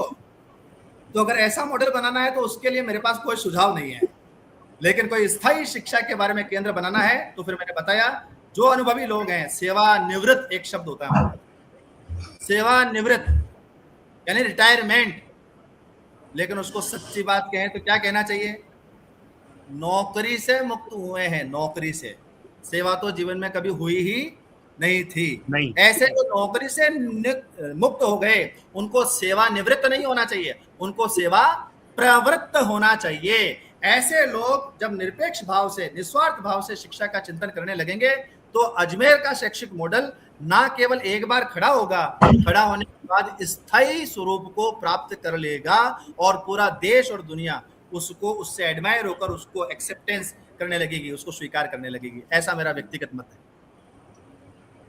क्योंकि समय की भी मर्यादा है, बहुत सारे प्रश्न भी हैं। गिरधर वैसा आप प्रश्न जो लेना चाहें एक बार ले लें, मैं फिर 2 मेरे छोटे छोटे प्रश्न रहेंगे। जी जी गिरधर। नहीं, प्रश्न तो बहुत छोटे हैं और उनके उत्तर भी छोटे हो सकते हैं, लेकिन समय की मर्यादा है। 2 प्रश्नों ने मुझे अब अरसे से कचोटना शुरू किया और मुझे उम्मीद है, आशा है कि आप जैसे अनुभवी शिक्षाविद उसका बेहतरीन छिद्रान्वेषण कर पाएंगे। बहुत मौलिक सवाल है मेरे। एक तो यह है कि मैं अपनी बात करता हूँ, अपने से स्टार्ट करता हूँ। मैंने अपना विज्ञान में क्या कहते हैं बीएससी की, ठीक है। उसके बाद में मैंने इकोनॉमिक्स में की, ठीक है, और दोनों तरह का मेरे को अच्छा सा ज्ञान था, अच्छे परसेंटेज लिया। लेकिन व्यवहार में मैं देखता हूँ, व्यवहार में कि जीवन में वो जितना भी ज्ञान मैंने अर्जित किया था पाठ्यक्रम के माध्यम से, उसका कतई उपयोग नहीं है, रत्ती भर भी उपयोग नहीं है। तो क्या ये शिक्षा पद्धति ठीक है? क्या हमको हमारे पाठ्यक्रम में कुछ और पढ़ाना चाहिए? ऐसी चीजें पढ़ाने से क्या फायदा जिसका जीवन में काम ही नहीं आ रहा? इस बारे में आपका क्या कहना है? बिल्कुल सही बात है, आपने बिल्कुल सही और बहुत मर्म को पकड़ा है। अपने देश में भी थी ऐसी शिक्षा पद्धति। मतलब मैं मेरे ताऊजी का उदाहरण देता हूँ। मेरे ताऊजी जब थे तो वो मुझे मारवाड़ी में, राजस्थानी भाषा में, और 0.75 जिसको पौन कहते हैं, पौन का पहाड़ा बोला करते थे, यानी पॉइंटों में पहाड़े बोलते थे, 1.5 का पहाड़ा बोलते थे, 1.25 का पहाड़ा बोलते थे, धारा प्रवाह बोलते थे, धारा प्रवाह। यह शिक्षा जीवन कौशल को बढ़ाने वाली शिक्षा पद्धति थी और वो 8वीं 10वीं तक ही स्कूल गए थे, ज्यादा नहीं गए। आज का बच्चा 2 2 जा 4 बोलूं या 2 दूनी 4 बोलूं, अभिभावक इसको ईगोइस्टिक प्रॉब्लम बनाकर खड़ा है। ईगोइस्टिक मैंने शोध किया, आप भी कीजिए अपने घर में कभी बच्चों को लेकर के। आपको अगर हिंदी में पहाड़े आते हैं और आपके पोते को अंग्रेजी में पहाड़े आते हैं तो जरा एक स्टॉप वॉच रखिए, वो भी 10 तक पहाड़े अंग्रेजी में बोले, आप हिंदी में 10 तक पहाड़े बोलिए अपनी ताकत लगाकर, और स्टॉप वॉच में जो टाइम हुआ है उस टाइम को जरा मेजर कीजिए। ऐसे आप 100-150 लोगों पर जरा प्रयोग कीजिए। भाषा, जो पढ़ाई की भाषा है उसको टूल बना दिया गया विद्यार्थी और अभिभावक को डिस्ट्रैक्ट करने के लिए, और इसलिए जीवन के कौशल बहुत पीछे छूट गए, बहुत पीछे। अभिभावक को कोई मतलब नहीं है कि वो बच्चा वो बस इंग्लिश मीडियम जो है उसमें है, इसका मतलब वो बहुत अच्छी संतान अपने आप तैयार हो जाएगी। या आपकी जो बात है वो तो आप अनुभव से कह रहे हैं गिरधर जी। सामान्य अभिभावक तो पड़ोसी का बच्चा क्योंकि वहां जाता है इसलिए अपना बच्चा जाना चाहिए, उसने वहां से छोड़कर हायर चले गए तो इसलिए अपना बच्चा वहां जाना चाहिए। यह शिक्षा के मंदिर तय करने की जो दृष्टि है वो ये हो गई है, और इसलिए कौशलों पर काम करना आवश्यक है। अपन अभी जैसे आप आएंगे तो यहाँ पर वैदिक गणित की कक्षाएं चल रही है, तो ये जो मैंने आपको पौन का बताया, मेरी बच्ची 3 साल की है, वो अपने यहाँ विद्यालय में पढ़ती है, अभी वैदिक गणित में आती है।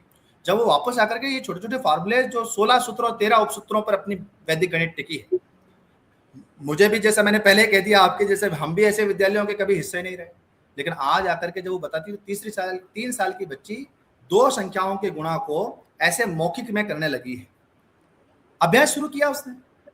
हम ऐसे लोग जिसको जीवन कौशल कहते हैं, मैं पहले भी आ गया, जैसे संप्रेषण कौशल है, भाई किस भाषा में बोलना है ये तो जीवन के किसी भी पड़ाव में तय किया जा सकता है। मुझे अंग्रेजी में बोलना है, मुझे फ्रेंच में बोलना है, मुझे जर्मन में बोलना है, जीवन के आप और मैं जिस दिन तय कर लें कि हमें 6 महीने बाद एक प्रोग्राम करना है और वो वैसा पूरा अंग्रेजी में ही होगा, मैं वापस आकर अंग्रेजी में ही प्रोग्राम करने के लिए तैयार हूं आपके साथ। लेकिन क्या बोलना है, क्या बोलना है, ये जो वैचारिक समझ है यह बहुत धीरे धीरे धीरे धीरे विकसित होती है। किस भाषा में बोलना है ये तात्कालिक काम है, कभी भी हो सकता है, लेकिन क्या बोलना है ये बहुत गहरी चीज है, उस पर बड़ा धैर्यपूर्वक काम करना होता है। आज दुर्भाग्य से अंग्रेजी बोलनी है ये तो पक्का कर लिया सबने, लेकिन विचार के नाम पर, वैचारिक दृष्टि से, चरित्र के नाम पर भीतर कुछ कौशलों का विकास होना चाहिए, उसके लिए क्या चिंतन है? तो चिंतन शून्य समाज ऐसा आज बना हुआ है। और इसलिए मैं गिरधर जी आपकी बात से 100% एग्री करता हूं, और इसलिए मैंने पहले बताया कि हम सरकार ने जो तय कर दिया भैया वो तो पढ़ना जिम्मेदारी भी है, दायित्व भी है, वो किताबें तो पढ़ाई ही जाती हैं और पढ़ाई जाते रहेंगे, लेकिन विद्या भारती के रूप में बाकी हाथ में हाथ धरकर नहीं बैठेंगे। वैचारिक दृष्टि से समाज में जैसे अच्छे नागरिक चाहिए, जो उनके कौशल हैं उनके क्षणे क्षणे विकास के लिए जितना समय उन पाठ्य पुस्तकों को पढ़ने के बाद बच जाता है उसको कहीं ना कहीं उपयोग करके और हम प्रयत्न कर रहे हैं। और आप जैसे अनुभवी लोग, वो जो जैसे मैंने पहले कहा, मेरे पास जो है, जो अनुभव से मेरे पास आया है, मैं ये देना चाहता हूँ ऐसे लोगों के हम सदैव सदैव और आकांक्षी हैं कि वो आए, अपने जीवन से प्राप्त अनुभवों को अपने विद्यार्थियों के बीच में दे और कोई मॉडल खड़ा कर दे एक बार, बाद में दूसरे लोगों को भी ला करके उसको दिखाया जाए, उनको अच्छा लगता है तो वो भी उसको स्वीकार कर ले। यही मार्ग है गिरधर जी। अब सरकार से लड़कर झगड़कर पाठ्यक्रम में, किताब में जब कोई चीज आ जाएगी तभी वो पढ़ाई जाएगी, तो फिर ऐसा दिन मुझे नहीं लगता कब आएगा जिसमें सब लोग संतुष्ट हो पाएंगे। जी अब तो दूसरा सवाल को जी जी जी दूसरा सवाल ये मेरे को बहुत कचोटता रहा कि हमारी जो परीक्षा प्रणाली है उसमें वो स्मृति आधारित है। मतलब जिस बच्चे ने रट के अपने दिमाग में ज्ञान को भर लिया, पाठ्यक्रम को भर लिया, वो तो ज्यादा अंक लेके आएगा। लेकिन सवाल यह है कि जो स्मृति आधार पे उसने अपने आप को उत्तीर्ण तो कर लिया, लेकिन क्या उसका इंटेलिजेंस क्वोशिएंट वैसा का वैसा है? क्या उसका आईक्यू वैसा है? क्या वो ब्रिलियंट है? इसकी परीक्षा इस परीक्षा प्रणाली से होती है क्या? आपने बहुत रट के चीज को बताना और लिखना, क्या उससे उसकी आईक्यू या इंटेलिजेंस या ब्रिलियंस ही पता लगती है क्या? ये परीक्षा प्रणाली ठीक है क्या? बहुत संजीदा प्रश्न किया है गिरधर जी, और मैं इसके रेफरेंस के लिए आपको बता रहा हूं कि ये बात जो आप कह रहे हो ये तो प्रमाणित हो चुकी बात वही है। जैसे मैंने शुरुआत कहा था कि एक साफ सुथरा दिखता हुआ सत्य उसको भी समाज स्वीकार करने की स्थिति में आ नहीं रहा, वैसा ही दूसरा सत्य आपने कह दिया।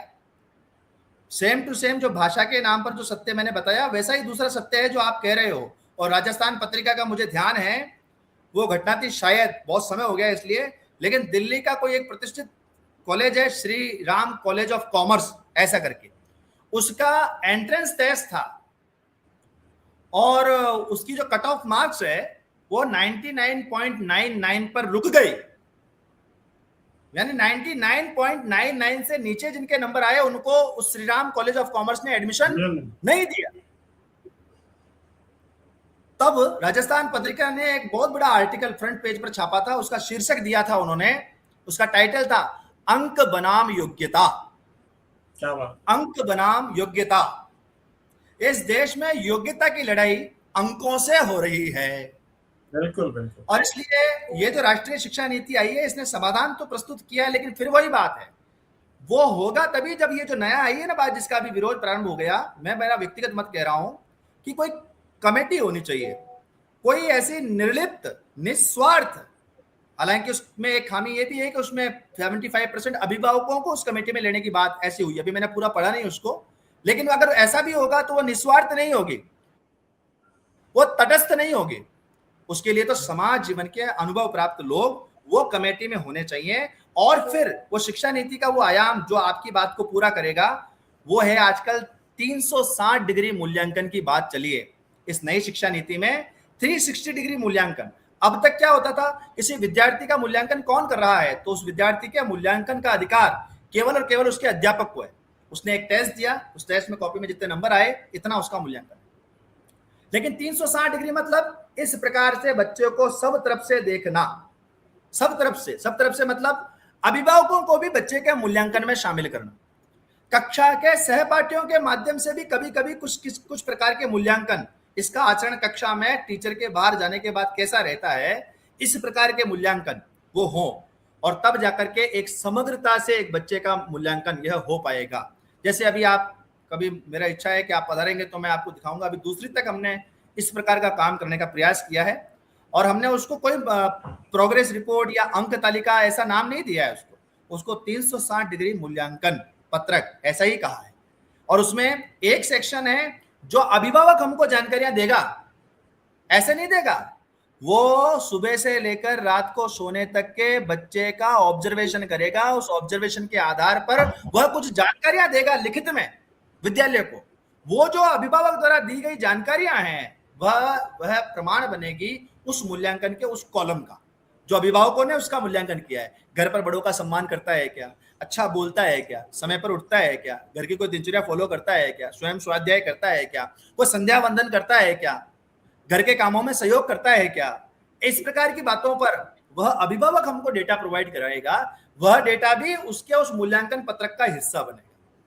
फिर कुछ काम ऐसे जो अभी मोदी जी का, योगी जी का एक वीडियो बड़ा वायरल हुआ है कि भैया थोड़ा सा भी काम करा लेते हैं आजकल बच्चों को तो वो शिक्षक के गले में आ जाती है, उसको नोटिस मिल जाता है। तो नोटिस नहीं, एप्रिसिएशन मिलना चाहिए। विद्या भारती के बारे में मैं कह रहा हूं कि हमने तो कभी उस नोटिस और एप्रिसिएशन की चिंता की ही नहीं। बच्चे को हाथ से काम करना आना चाहिए। इसलिए शिशु वाटिका के अंदर 12 व्यवस्थाएं, 14 प्रकार के क्रियाकलाप, उनका एक सेट पैटर्न बनाया। कोई हाथ से मोती की माला पिरोएगा, छोटा सा बच्चा 3 साल 4 साल का, बहुत सारे अनाजों में से और निकाल करके अलग अलग अनाजों को अलग करेगा, पृथक करेगा, बागवानी करेगा, छोटे छोटे पौधों को गुड़ाई कराएगा, निराई करेगा, कभी खाद डालेगा, पानी डालेगा, फूलों को अच्छे से चुनेगा, देवस्थान पर चढ़ाएगा, पत्ती नहीं तोड़ेगा, किसी भी पेड़ की पत्ती नहीं तोड़ेगा, इस प्रकार की बातें। और ये होती ही आई है विद्या भारती में, तो उसका भी मूल्यांकन में कहीं ना कहीं जिक्र होना चाहिए। वार्तालाप, उनमें एक जो गतिविधि है वो वार्तालाप है। तो कभी विषय दिया गया 4, 5 साल 6 साल के बच्चे को कि आज हम परिवार पर वार्तालाप करेंगे, हमारा परिवार, हमारा कुटुंब। तो वो अपने परिवार के सब बड़े लोग कौन कौन हैं, कितने सदस्य हैं, सबसे बड़े का नाम क्या है, दीदी एक एक प्रश्न पूछेगी जैसे आप मुझसे पूछ रहे हो, और वो बच्चा सामने बैठा होगा, वो आपस में संवाद, संयमशील संवाद का कोई पैटर्न डेवलप होगा। तो ये सारी चीजें अपन यहाँ कर रहे हैं। धीरे धीरे अच्छे लोगों के इस तंत्र के साथ और अधिक आकर, आप जैसे लोगों ने जैसे आज बुलाया, तो स्वाभाविक बात है कई लोग इस बात को, मेरी बात को सुनेंगे। समाज के निस्वार्थ मन के लोग और शिक्षा के बारे में समाज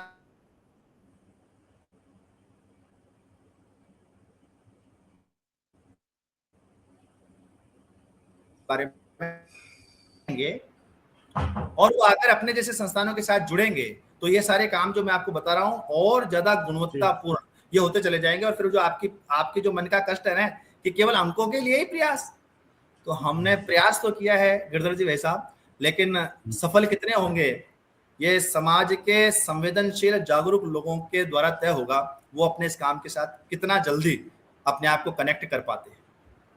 जी जी। आपके पास ज्ञान का इतना भंडार है, आपके पास जानकारियां इतनी अधिक हैं, मुझे लगता है कि एक एपिसोड तो पर्याप्त नहीं है। मतलब आपसे पूरी बातचीत करने के लिए तो कुछ और एपिसोड करने पड़ेंगे, लेकिन क्योंकि समय की सीमा है तो अब मैं कंवर प्रकाश जी से निवेदन करूंगा कि उनके पास भी जो बच गए करीब 2 बजने को आए हैं, कंवर प्रकाश जी के पास कोई कंवर प्रकाश जी वैसा का आदेश है वो टाला नहीं जा सकता है, तो उन्होंने जितना कहा उतना हम आ गए। शायद इनके अलावा कोई और कहता तो हिम्मत ही नहीं होती जाने की। सही बात। भाई साहब आपकी आवाज नहीं आ रही। वॉइस। हाँ हाँ, मेरे पास भी प्रश्न बहुत सारे हैं, परंतु मैं अब एक अंतिम प्रश्न करूंगा आपके से। वो अंतिम प्रश्न ये है कि लोगों के मन में एक धारणा रहती है कि विद्या भारती जो है वो मॉडर्न नहीं है, मतलब मॉडर्न नहीं, पुराने जमाने की है। तो 2050 तक क्या हम इस धारणा को कैसे तोड़ेंगे, इसके बारे में एक बार जानकारी दें। नहीं, धारणा एक अलग चीज होती है भाई साहब, और जो सत्य है उसमें तोड़ने पीटने वाली बात नहीं होती जी। सत्य तो स्वीकार करने वाली बात है कि वो समाज को कब समझ में आ जाएगा, तब वो गले के नीचे उतर जाएगा, तब समझ में आएगा। यह धारणा को तोड़ने के लिए विद्या भारती कोई प्रयत्न नहीं करेगी, क्योंकि विद्या भारती किसी गलत दिशा में नहीं है। बिल्कुल किसी गलत दिशा में नहीं है, वो लाभ के लिए भी नहीं है, वो प्रॉपर्टियां खड़ी करने के लिए भी नहीं है, वो एक सात्विक उद्देश्य की पूर्ति की दिशा में अपने कदम बढ़ा रही है। और इसलिए हम लोगों की धारणाओं के अनुसार अगर चलते तो फिर जैसे हैं वैसे रह नहीं पाते। लोग तो अभी इसी बात पर तय नहीं कर पा रहे हैं कि फटी हुई जींस पहननी चाहिए या नहीं पहननी चाहिए। अरे मॉडर्न होने का मतलब फटी हुई जींस पहनना मॉडर्न होना है क्या? भारतीय परिवेश में भारतीय वेशभूषा पहनकर कोई विद्वान अपनी योग्यतापूर्ण बातों से अगर बच्चों का निर्माण करता है तो वो आज की आधुनिकता की बात में आएगी कि नहीं आएगी? और इसलिए किसी की धारणाओं के कारण से विद्या भारती ने अपना कार्य इस दिशा में प्रारंभ नहीं किया। वो बहुत योग्य चिंतकों के जीवनों को स्वाह करके यह तंत्र देश भर में खड़ा हुआ है। और इसलिए ये किसी की धारणाओं पर चलने के लिए नहीं है, यह समाज की जो गलत धारणाएं हैं, गलत दृष्टि है शिक्षा और शिक्षा के मंदिरों को देखने के बारे में जो विकसित की गई है आजादी के बाद से लेकर, उससे पहले से प्रारंभ हुआ और उसके बाद तक दिन प्रतिदिन और ज्यादा रूढ़िवादिता की स्थिति में आती गई। तो ये जो गलत मिसकॉन्सेप्शन समाज में खड़े हुए हैं, गलत नैरेटिव शिक्षा के बारे में खड़े हुए हैं, उन नैरेटिव को ब्रेक करके एक भारत केंद्रित शिक्षा के मॉडल का बीज बचाकर रखना, यह विद्या भारती के जीवन का औचित्य है। इससे जब विद्या भारती इधर उधर हो जाएगी तो उसके नष्ट होने का समय तय हो जाएगा, फिर वो नॉनसेंस हो जाएगी। और इसलिए आधुनिकता की परिभाषा पहले तो विद्वान लोगों को तय करनी पड़ेगी। फटे हुए कपड़े पहनने को जो लोग आधुनिकता कहते हैं, क्या वैसा आधुनिक होना चाहिए? क्या गलत भाषा को पढ़े लिखा व्यक्ति दम्भपूर्ण भाषाएं बोलता हुआ दिखाई देता है, अहंकारपूर्ण व्यवहार करता हुआ दिखाई देता है? क्या ऐसा आधुनिक बनना है क्या विद्या भारती को भी? और इसलिए ये समाज को तय करना पड़ेगा कि उसकी आधुनिकता की परिभाषा क्या है।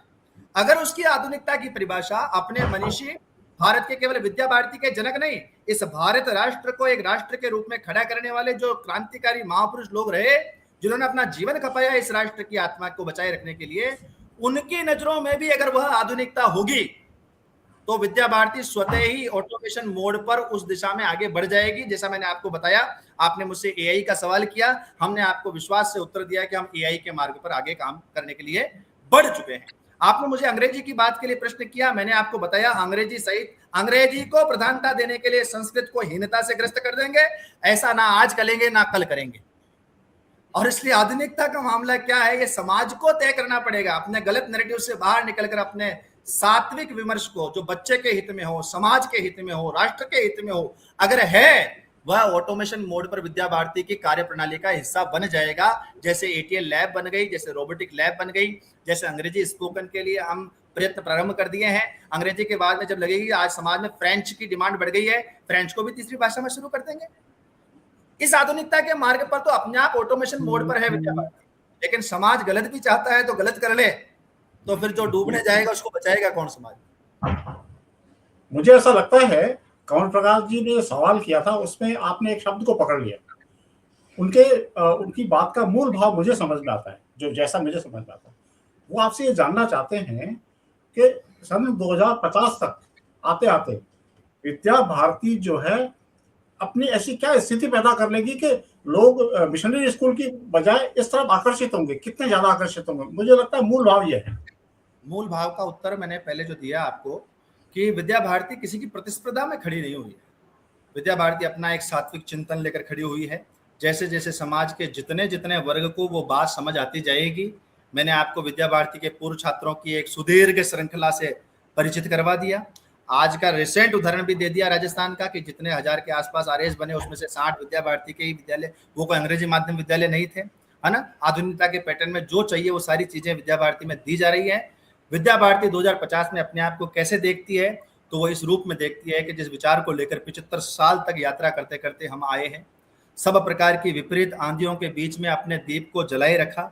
आज भी विद्या भारती के 13,000 विद्यालयों में आज की तारीख में पढ़ने वाले बच्चों की संख्या 40 लाख है। 40 लाख बच्चे इस समय पढ़ रहे हैं विद्या भारती के विद्यालयों में। किसी भी एक सिंगल इंस्टीट्यूशन के अंदर इतने विद्यार्थी नहीं पढ़ रहे। और इसलिए 2050 में हम क्या देखना चाहते हैं, तो हाँ, हमारी इच्छा है कि अजमेर का जैसा व्याप है, हर नगर खंड स्तर पर कोई एक विद्यालय हमारा खड़ा हो, लेकिन ये विद्यालय स्पॉन्सर्ड होगा, वो भामाशाहों के कारण से खड़े होंगे। ये संख्या आज भी अजमेर की भी अगर बात करो तो आप किसी भी एक मिशनरी स्कूल में कितनी संख्या होगी? 2,500, 3,000, 4,000 होगी किसी भी अच्छे। अगर अजमेर के तीनों विद्यालयों का योग कर लिया जाए तो उतनी ही संख्या है आज अपने विद्यालय में भी, अजमेर के अंदर भी। लेकिन हाँ, इंफ्रास्ट्रक्चर, बड़ा भूखंड, बहुत बड़ी बड़ी बिल्डिंग्स, वो आज नहीं है। हम प्रयत्न कर रहे हैं समाज का मन बना करके वो भी धीरे धीरे उस दिशा में आगे बढ़े। लेकिन 2050 तक विद्या भारती कहाँ होगी, ये अगर मैं बात करूं तो हाँ, ये राष्ट्रीय शिक्षा नीति 2020 जिस भावना को लेकर 21वीं सदी के अंदर आई है, उसके 100% क्रियान्वयन की दृष्टि में विद्या भारती प्रथम नहीं तो टॉपेस्ट लोगों में से एक होगी। क्यों? क्योंकि हमारा आधा मार्ग इसी दिशा में तय किया गया है और शेष 21वीं सदी का मार्ग हम तय कर लेंगे, क्योंकि हमारा फाउंडेशन बहुत अच्छा है। 75 साल तक हम इसी दिशा में चलने का प्रयास कर रहे थे, जिस दिशा को इस राष्ट्रीय शिक्षा नीति ने और अंडरलाइन कर दिया है। अब हमारा आत्मविश्वास और अधिक है और हम 2050 तक इस दिशा में काम करते हुए समाज के अधिसंख्य वर्ग का, कम से कम जो विचारवान और संवेदना युक्त लोग हैं, उनको इस सत्य को आत्मविश्वास के साथ स्वीकार करा देंगे कि भाषा की मोहताज नहीं है शिक्षा। अंग्रेजी भाषा सफलता का कोई प्रतिमान नहीं है, कोई प्रतिमान नहीं है। अपनी भाषा में अच्छा गणित, अपनी भाषा में अच्छा विज्ञान, समाज के सब प्रकार के शिक्षा अपनी भाषा में बच्चे के गले उतार कर ऐसा जीवन जीने वाले लोगों को हम और अधिक मात्रा में समाज में खड़ा करना चाहेंगे। 2050 के बारे में हमारा यही संकल्प है। आपने गुणवत्ता की बात करी, बहुत अच्छी बात है, आप गुणवत्ता के प्रति अडिग हैं। मेरे को छोटा सा उदाहरण है और उससे मेरी मतभिन्नता बनती है। मुझे ख्याल आता है कि जब अजमेर में दैनिक भास्कर आया तो उसने क्या किया, अपनी रेट कम रखी नवज्योति की तुलना में। नवज्योति के जो संपादक बाहर से आयातित किए गए थे, उन्होंने कहा नहीं साहब, अपन तो गुणवत्ता बना के रखेंगे और कोई रेट कम नहीं करेंगे। नतीजा ये हुआ कि नवज्योति तो सिमट गया और भास्कर फैल गया। गुणवत्ता के प्रति इतनी अडिगता का नुकसान भी हो जाता है कभी कभी। ठीक है ना। चलो, आने वाले समय के अंदर और भी चीज़ों पे हम लोग बातचीत करेंगे। भूपेंद्र जी, आपका बहुत बहुत धन्यवाद। आपने ये सब चीज़ कही और आपने आज विषय, और यदि कोई चलते चलते में कोई संदेश आप यदि दर्शकों को देना चाहते हैं तो आपका स्वागत है। मैं आपके दर्शकों को ये कहूँगा कि एक तो आपने जो एक बहुत अच्छी पहल की है, सब प्रकार के लोगों से चर्चा चिंतन विमर्श की, ये भारतीय परंपरा रही है जी। बीच के समय में ये दौर थोड़ा समाप्त होने की स्थिति में आया, लेकिन ये और इंटेंसिव होना चाहिए। अनौपचारिक रूप में भी अपने परिवारों में चर्चाएं होनी चाहिए और तटस्थ भाव से होनी चाहिए। कभी कभी बात करते समय हमारे खुद के दिमाग में भी एक एरोगेंस होता है, या हमारी खुद की भी एक पक्की की गई दृष्टि होती है, उस दृष्टि से बाहर हम कुछ देखना नहीं चाहते। तो निर्लिप्त होना चाहिए और चर्चाओं के इस व्यवहार को एक शुद्ध सात्विक चर्चा अपने परिवारों में भी खड़ी हो, हर बात के बारे में खड़ी हो कि शिक्षा क्यों है वास्तव में। शिक्षा क्या केवल एक मशीनरी टूल जिसके अंदर कुछ सॉफ्टवेयर इंस्टॉल कर दिए जाए, बकर बकर बकर बकर जो कहे वो करता रहे, ऐसा कोई टूल खड़ा करने के लिए शिक्षा है? नहीं, शिक्षा इसलिए है कि वह पशुओं से इतर व्यवहार करना मनुष्य को सिखाते हैं। पढ़ा लिखा इंजीनियर, पढ़ा लिखा डॉक्टर अपने कर्म को ठीक नहीं करता, भ्रष्टाचार करता है। और इसलिए तब यह तय होता है कि शिक्षा की दिशा कोई ऐसा बनाने के लिए, पेट भरने के लिए भारत में कभी शिक्षा नहीं रही जी। हमारे देश में ऐसे लोग हैं, और आप मेरे से ज्यादा जानते हो ऐसे व्यापारियों और उद्यमियों को, जिसने 5वीं तक, 6ठी तक, 8वीं तक पढ़ाई की, लेकिन वो MBA IITian लोगों को अपने यहाँ नौकरी करवाते हैं, अपने यहाँ नौकरी देते हैं वो उनको। इसलिए पेट भरने के लिए शिक्षा ये भारत में कभी नहीं रही। अच्छा योग्य नागरिक अगर खड़ा हो जाएगा तो वो स्वयं का भरण पोषण करने में भी सक्षम होगा, परिवार का भी भरण पोषण करने में भी सक्षम होगा, और समाज के प्रति अपने दायित्व का निर्वहन कर पाने में भी सक्षम होगा। इसलिए शिक्षा है। ये शुद्ध चिंतन शिक्षा के बारे में अगर खड़ा हो जाएगा तो जो आपका विजन 2050 अजमेर का जो मॉडल है शिक्षा के क्षेत्र में, अगर ऐसे लोगों की संख्या अगर सब नहीं अधिकतम भी हो गई जो विजनफुल है शिक्षा के मूल उद्देश्य के प्रति, तो जो अजमेर प्राप्त करेगा वो फिर स्थायी होगा। वो कोटा के उदाहरण की तरह ऊपर शीर्ष से फर्श पर नहीं आएगा। अब सीकर का यही होना है। 5 साल 7 साल बाद क्या होगा, जो आज कोटा की अवस्था है, क्या थी उनकी 5 साल 6 साल बाद छात्रों की संख्या, तैयारी करने वालों की। आज वो जो छात्रावास चलाते हैं, वो जो मैच चलाते हैं, एकदम रोड पर आके वापस। सीकर की भी यही स्थिति होगी। क्यों? क्योंकि ये शिक्षा के मूल चिंतन को बड़ा करने में नहीं लगे हैं, अपने अपने व्यवसाय प्रतिष्ठानों को बड़ा करने में लगे हैं। आप जैसे धैर्यवान विचारवान लोगों से अपेक्षा यही रहेगी इस दिशा में अपना चिंतन और आगे बढ़ाएं, और जिन लोगों से साक्षात्कार करते रहें उनको एक इकोसिस्टम के रूप में डेवलप करते रहें। आपके पास क्या है जो आपको मौका दिया जाए तो आप समाज के लिए कर सकते हैं।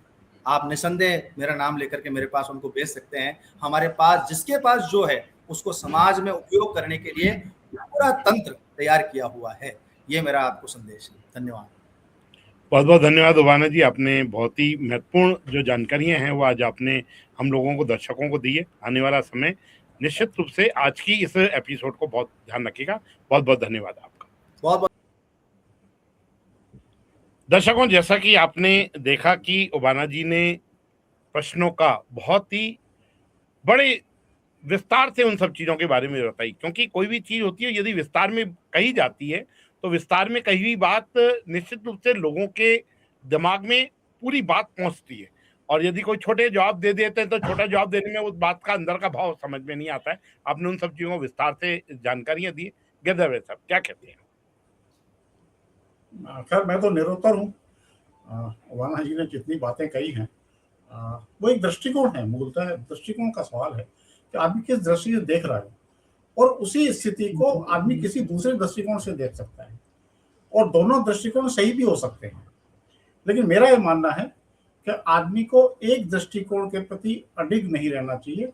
दूसरे जितने भी दृष्टिकोण हैं उन सबको समाहित करके उनसे जो बेहतर हो सकता है उस पर ध्यान रखना चाहिए। मेरे को तो इस एपिसोड से यह शिक्षा मिली। निश्चित रूप से आपका बहुत बहुत धन्यवाद गिरधर जी। आपने यहाँ रहकर सारी जानकारियां दी है। हम दर्शकों कल सुबह 11 बजे वापस एक नए मेहमान के साथ में आपके साथ में जुड़ेंगे जो इन सब चीजों के बारे में विशेष रूप से आपको जानकारियां देंगे। आज के इस कार्यक्रम में इतना ही। जय हिंद, जय